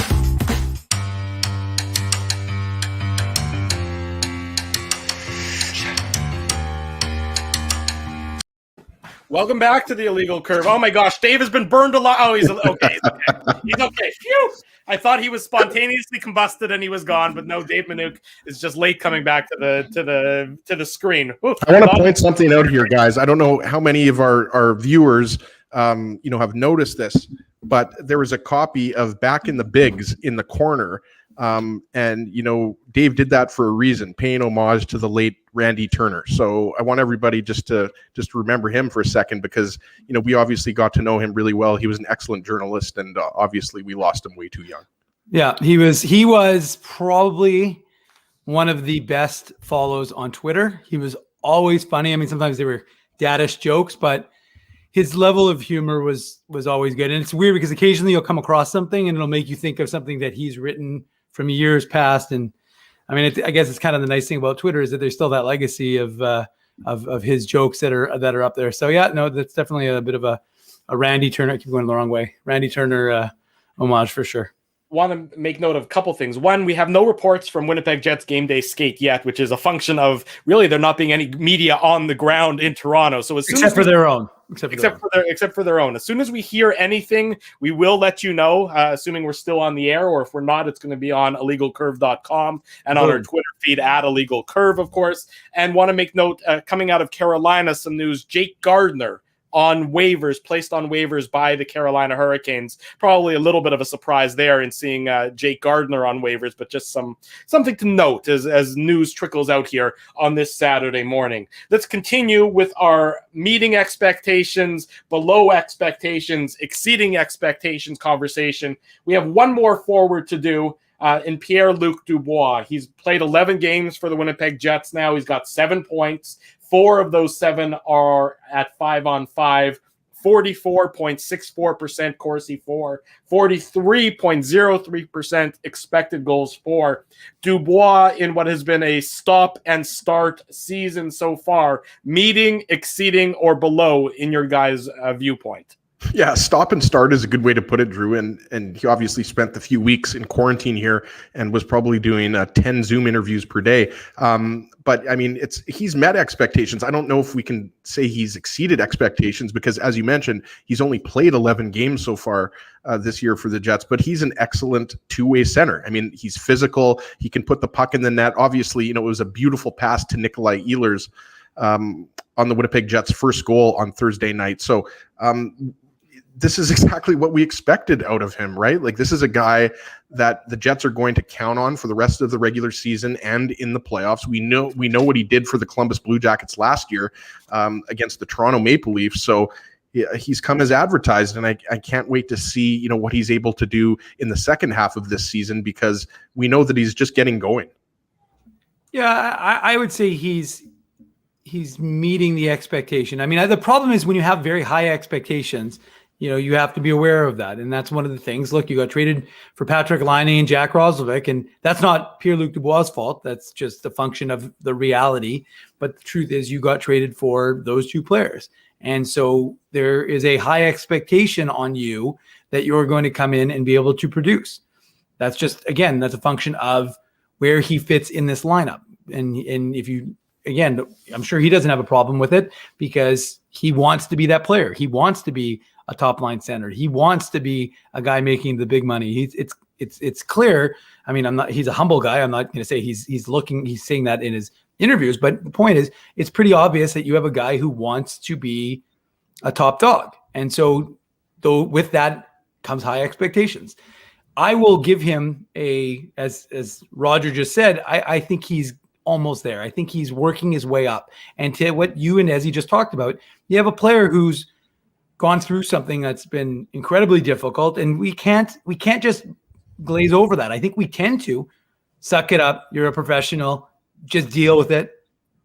But Neil Pionk talked about it when he was asked about by Paul Friesen the other day in the Zoom availabilities about the mental side of COVID and what it means to these guys. So you have to have a little empathy. You have to understand that these are, extreme times, not just for players, media, fans, everybody, the entire world. We're all dealing with this in some capacity, but it doesn't remove that element from within, what that player had to deal with coming over. So I would give him a little bit of latitude because I think that there's still, it's almost like an incomplete in my mind, simply because I would rather be asked this question about Pierre-Luc Dubois in 10 games from now when he's had, comfort playing with Ehlers and Connor and that consistency. And, again, speaking of consistency in his own game, I think in 10 games from now, we'll have a better idea for Pierre-Luc Dubois. But I would say he's met him because, again, I have high expectations for him, but I'm also very cognizant of the fact of what his reality is. So I'm willing to give him a little bit of latitude. with apologies to Trevor Lewis, Nate Thompson, Christian Vesalainen, and Jansen Harkins, and David Gustafsson, we're going to skip over those guys to get to our defensemen and our goaltenders, or the Winnipeg Jets defensemen and goaltenders, because I think there's a little bit more meat on that bone as it pertains to a conversation. As we do so, a reminder that this segment is brought to you by Frank and Mauro Zappia of Zappia Group Realty, official realtors of Illegal Curve Hockey. When 95% of your clients come via referral, it shows your commitment to honesty, integrity, and a total dedication to client satisfaction. If you want to sell your house for more in less time, come shake hands with Frank and Mauro Zappia online at zappiagroup.com. So let's shift our focus now, gentlemen, to the defense. And we start with Neil Pionk of the Winnipeg Jets. We know that this is now his second year in Winnipeg since coming over in the Jacob Trouba trade. Let's not even go over the stats, Drew. I mean, he's exceeding expectations. Okay. I mean, sometimes it is that simple, Sometimes it is that simple with Pionk. He's the only Jets defenseman. No, he's not the only one. Logan Stanley is there too. He's above 50% in Corsi 4. He's the only defenseman above 50% in expected goals for percentage. We know the offense. It's half of it's coming at 5-on-5, half of it's coming usually on the man advantage. Neil Pionk, just to your point, as he has been that good for the Winnipeg Jets this year. Yeah, and I'll give you credit. I liked Neil Pionk last year, and when we were talking about his next contract, because he's obviously a pending free agent. RFA, that's right.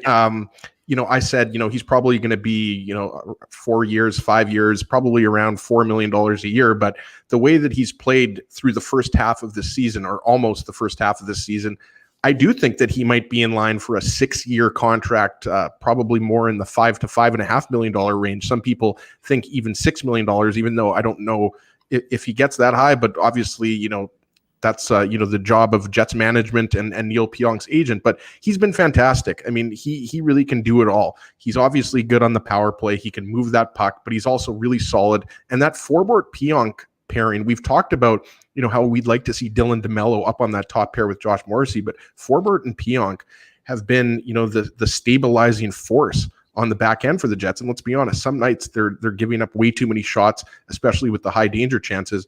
Yeah, but there's no doubt in my mind, Pionk has been the Jets' best defenseman this year. Yeah, I mean, there's not really much to add after what Ezzy's just said, because the truth is that, it's hard to suggest that Neil Pionk, who, again, we had high expectations for him because he came in and was able to be so successful with the Winnipeg Jets last season. But you can't not say that this player has exceeded your expectations. Moving to Josh Morrissey, it starts to get a little more interesting now. Morrissey played every game this year, 26 games played, 1 goal, 9 assists, 10 points. Of those 10 points, 2 have come at even strength. 2 have come at 5-on-5. His Corsi 4 is 44.19%. His expected goals for is 40.90%, meeting, exceeding, or underperforming your expectations for the Jets' Josh Morrissey.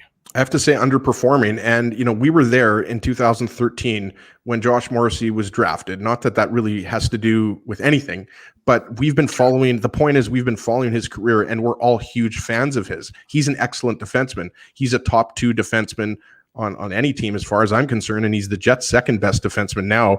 And last year he was the best defenseman. But, I think, part of it is usage for me, and he's played a little bit on the right side. Like I want to see him stay on his natural left side. And we've talked about it many times, this week and in previous weeks that, Josh Morrissey and Dylan DeMello have formed a much more solid pair than with Tucker Poolman. And, we got to give Poolman, some slack as well because of the COVID-19 situation. But, I think Josh Morrissey at times, has struggled both offensively and defensively, guys. Nobody's going to argue, whether or not he's a top pairing defenseman. He's a top pairing defenseman. But I think at times maybe he's been compensating a little bit too much. You don't want to, it's nobody's fault. It's not that like he's not a talented defenseman. I just think because of how well he's been in previous years, we have sky high expectations for him. And it's not just the goals and the assists. It's what you see on a night in, night out basis on the defensive side of the puck. So I have to say, underperforming expectations, but I do think he is going to improve and get better as the season goes on, especially if, like we said, we see him paired up with Dylan DeMello, who seems to really bring the best out in him, guys.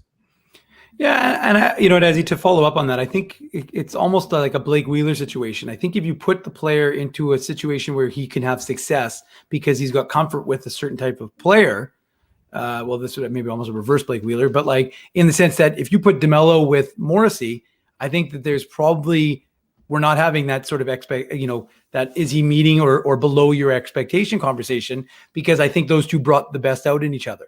And we haven't really seen it in any significant manner this season. So to me, it's a function of, again, it's almost like, are you trying to make Tucker Poolman and Josh Morrissey a thing, even when it probably shouldn't be a thing? And look, it's Drew, you pulled it out of my mind. I was going to say, are you trying to make fetch a thing? I didn't want to. I thought maybe people might not. Trying to make fetch work, Dave. Yeah, I was like, should I make fetch work? And I'm like, I don't think so. But the fact is, Again, I wonder why Paul Maurice is insisting on what does he see that a lot of people don't see. And I think the problem is that what it ends up doing is it puts a player like Josh Morrissey in the crosshairs of a lot of people, because I wonder if he's compensating for Tucker Poolman, right? And I don't blame Tucker Poolman. If the coach says you're going to be the first pairing defenseman, you're not going to be like, coach, I'm better off as a third pairing defenseman. You're going to go and play where the coach tells you to play. But I just think like, are you putting him in a situation which isn't very tenable because of what the expectations are with being a first pairing defenseman? Is his game struggling because it's struggling, or is his game struggling because he's trying to compensate for a weaker defensive partner, basically? And you know what? Look, he played extremely. He scored his first goal the other night, and the look was hilarious that he kind of gave when the puck went, and I think Auston Matthews kicked it in. But like, he seemed a little bit rejuvenated the other night, and you wonder maybe again we'll see that from Josh Morrissey. But no, I mean, look, again, if you're going to be expected to be the top pairing defenseman, then you have high expectations. You can't be a top pairing defenseman and have low expectations and have a low threshold. Moving on, Derek Forbort, who of course the Jets brought over as an unrestricted free agent. He's played 26 games for the Jets. He's got 6 points, all of them at 5-on-5, 1 goal, 5 assists. Corsi 4, 48.18%. Expected goals for 46.16%. He certainly has solidified that top pair with Neil Pionk. Anybody going to say anything other than exceeding expectations for Derek Forbort? No, he's exceeded expectations, and that's what the advanced statistics said about Derek Forbort, that he was an above average third pairing defenseman and more of an average below average second pairing defenseman. But when you put him with Neil Pionk, it has really brought the best out in Forbort. Obviously, there's the Duluth connection, Dave, and you talked about this on the website, illegalcurve.com. Have to get that plug in there. They've practiced together. These guys know each other really well, just from being from the same area of Minnesota there. So Forbort has stepped in really nice. If the Jets do acquire someone like a Matthias Ekholm, we don't know if it's going to be Ekholm, but there is a chance, that the Jets are in. That would probably bump Forbort down, and I have no problem with that. So yeah, 1 goal, 6 points. You're not expecting a lot of points out of Forbort. You're expecting him to play physical. You're expecting him to play a little bit on the PK and just be, one of those kind of prototypical stay-at-home defensemen. And I think he's done a pretty good job. Dave, let's move on to Dylan DeMello. Presumably, you didn't have much to add to Derek Forbort there, or disagree with Ezzy there. Dylan DeMello has played 22 games. We know he missed that first road trip after his wife gave birth. He's got 3 assists. They're all at 5-on-5. Corsi 4 at 48.91%, and expected goals 4 at 49.3%. I'm going to sneeze here. Meeting, exceeding, or below. Told you I was going to sneeze, Drew. Hit the sneeze button. Hit the sneeze button. Meeting, exceeding, or below expectations for Dylan DeMello. I mean, so here's the answer. Again, it's based on role. It's based on the position the coach is putting you in. So, I mean, I had higher expectations for Dylan DeMello simply because I expected Dylan DeMello to be on the first pairing with Josh Morrissey. But Dylan DeMello is not on the first pairing. Dylan DeMello is on the third pairing inexplicably. So, what are your expectations for Dylan DeMello on the third pairing, right? Especially when Paul Maurice, as we know, tends to give that third pairing more sheltered opportunity than his top two pairs. So, again, it's almost a bit of an incomplete. I mean, he's played, 22 games, Drew? 22 games. I mean, again, I just don't know that he's in the role that he is best suited for. I mean, is he best suited to be a first pairing defenseman? The Jets have a lot of what I would classify as 3-4 defensemen. They have a lot of those. And, it's almost like a committee of, 2, 3, 4 D men as opposed to one true natural top pairing guy. And so, but I mean, I just don't see how they're putting Dylan DeMello in a situation to be successful based on what we expected from last season. Yeah, and last game against the Leafs on Thursday night, he played 14 and a half minutes. I believe the game before that, he was closer to 18 minutes, and he's a guy that I think you would rather see, Dave, around 20 to 22 minutes. Yeah. So it's a difficult thing to really quantify or qualify because we've already talked about it a lot over the last few weeks, right? Like when it was Nathan Beaulieu and Dylan DeMello, I mean the stats the statistics aren't good when you talk about defensive impact. So, I mean, I'll say meeting expectations, but it goes back to the same thing. If you put Dylan DeMello with Josh Morrissey, the results are probably better. The next 4 defensemen have played a combined 57 games played for the Winnipeg Jets. Nathan Beaulieu leads the pack at 25 games played. Then Stanley at 14, Poolman at 12, Niku at 6. Combined, they have 1 assist. They're Corsi 4. The highest one there is Logan Stanley at 51.2%. The highest expected goals for is also Logan Stanley at 47.39%. You can sort of discuss them in a macro level if you want. Beaulieu, Poolman, Niku, Stanley, meeting, exceeding, below expectations. Well, first off, Logan Stanley is a big A+, exceeding expectations. We didn't think that he was going to play this many games at this point in the season. We expected him to be with the Moose, quite frankly, or maybe on the taxi squad. But as a young player, as Dave has mentioned many times, you don't want to see a young player not playing in games. So I think Logan Stanley's an easy one. As far as Nathan Beaulieu goes, I mean, it's got to be, underperforming expectations, even though, I would rather see him, as the Jets, a taxi squad defenseman for them. And Tucker Poolman, it's hard to give him a grade because he hasn't played the full season. He missed a bunch of games for reasons that were out of his control. So I'll say he's met my expectations. But yeah, there's no doubt, Drew, that, aside from Neil Pionk, and aside from Josh Morrissey, you haven't got a lot of offense from the defense. And when you compare that to a team like the Toronto Maple Leafs, right, with Morgan Riley and TJ Brody, Jake Muzzin, Justin Holl, Travis Dermott. I mean, like that's one thing that I think a guy like Matthias Ekholm could really help. And it's interesting. That's one thing. I'll jump in quickly, but that's one thing that Paul Maurice was asked about recently in one of his availabilities was the Jets of the teams that are in the upper echelon in terms of points I think they're in the top 5 or bottom 5, I guess, in terms of production from their back end. Let's save our discussion about coaching until next Saturday because, doesn't necessarily have to be done at the exact halfway point. An update from Winnipeg Jets game day skate. The starting goaltender tonight for the Winnipeg Jets, Laurent Brossoit, not Connor Hellebuyck. It is going to be Laurent Brossoit tonight for the Winnipeg Jets. No other changes to the Jets lineup. But according to a tweet I'm seeing from Scott Billick right here, Paul Maurice in his pregame availability saying that it's volume related. The number of shots faced by Connor Hellebuyck over the last 2 games is playing a role in his decision to start Laurent Brossoit tonight against the Leafs. Your thoughts on that choice from the Winnipeg Jets head coach, Paul Maurice? I'm surprised by that. And, it's not, I mean, Paul Maurice's reason makes sense. I mean, how many shots has Hellebuyck faced, Dave, over the last 2 games? I think it's around 80. I mean, it's maybe not quite 80, but it's definitely over 70. And a lot of those, of course, being high danger chances that required, tremendous saves. Well, and you're talking about overtime, right? So, I mean, last game. So, yeah, I mean, I understand that, but he's playing so well. Why not ride your hot goalie, right? And I think, maybe the reason I'm most surprised is because next Wednesday and Thursday, you've got that back-to-back. The Jets have that game on Wednesday against Montreal at home, and then they go and they travel to Edmonton and have the game on the road. So you would expect Laurent Brossoit to get one of those starts, right? Mm-hmm. So, surprising, but I don't think that's necessarily a bad thing because Laurent Brossoit has been very good for the Jets this year.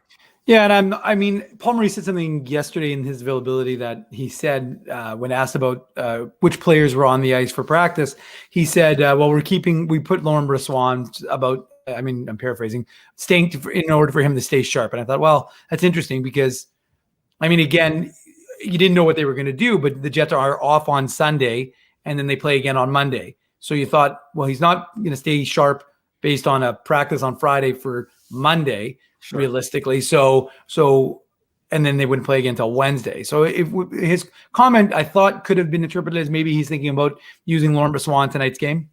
And to Jesse's point, Laurent Brossoit has played well. So, you give him the opportunity to get in the net and you'll just, obviously Connor Hellebuyck will take the net back in Winnipeg against Montreal on Monday. According to a tweet I'm reading again, this from Kelly Moore of CJOB, Paul Maurice saying about Hellebuyck, quote, he can have a hot dog tonight instead of having to face the Toronto Maple Leafs. I wonder if there's a factor there that maybe you start your backup goaltender and it maybe makes the Winnipeg Jets skaters, their tighten up, forwards, tighten up a little bit, maybe have a little more attention to detail than they did in those two games. Further, according to Maurice, this coming from Scott Billick, saying that he initially had Brossoit playing on Thursday night against the Leafs, but because of how well Hellebuyck played on Tuesday night, he went back to Hellebuyck on Thursday night. I'm critical of Paul Maurice, but I like this move. I do think that this might be a good decision by the Winnipeg Jets head coach. Give Hellebuyck a little bit of a rest. To your point, Ezzy, we have Monday, Wednesday, Thursday, Saturday next week for the Winnipeg Jets. Monday and Wednesday against the Habs. Thursday, Saturday against the Oilers. I don't mind this decision to start Brossoit tonight, especially given, to your point, how well he has played this season. Interesting, though. I'm glad it came before we wrapped up the show. Dave will have the entirety of Paul Maurice's pregame availability and hearing from the Jets players on the website, illegalcurve.com. That'll be up sometimes shortly after we wrap up this morning's program. And of course, this show, the podcast edition of this show, will be available shortly thereafter as well. So if you missed any of the show, it'll be available then as well.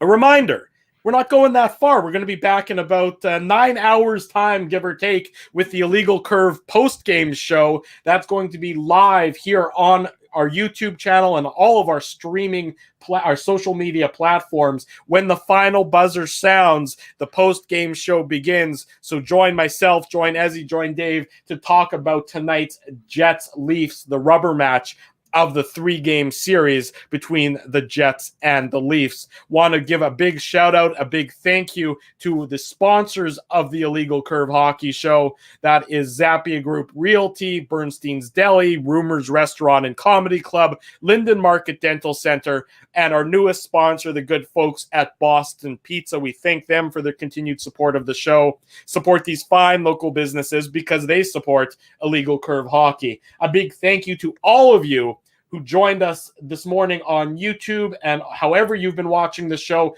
A great conversation, a lively chat. We appreciate it so much. Remember, subscribe, hit the like button, ring the bell, whatever you want to do. Make sure you don't miss a minute of the Illegal Curve Hockey Show. And the podcast, like I said, subscribe to the podcast as well. That'll be available later on this afternoon. For Ezra Ginsburg, for Dave Minuk, I'm your host, Drew Mindell. We thank you so much. We'll see everybody in about 9 hours or so for the post-game show. You've been watching the Illegal Curve Hockey Show live on YouTube and all of our social media platforms.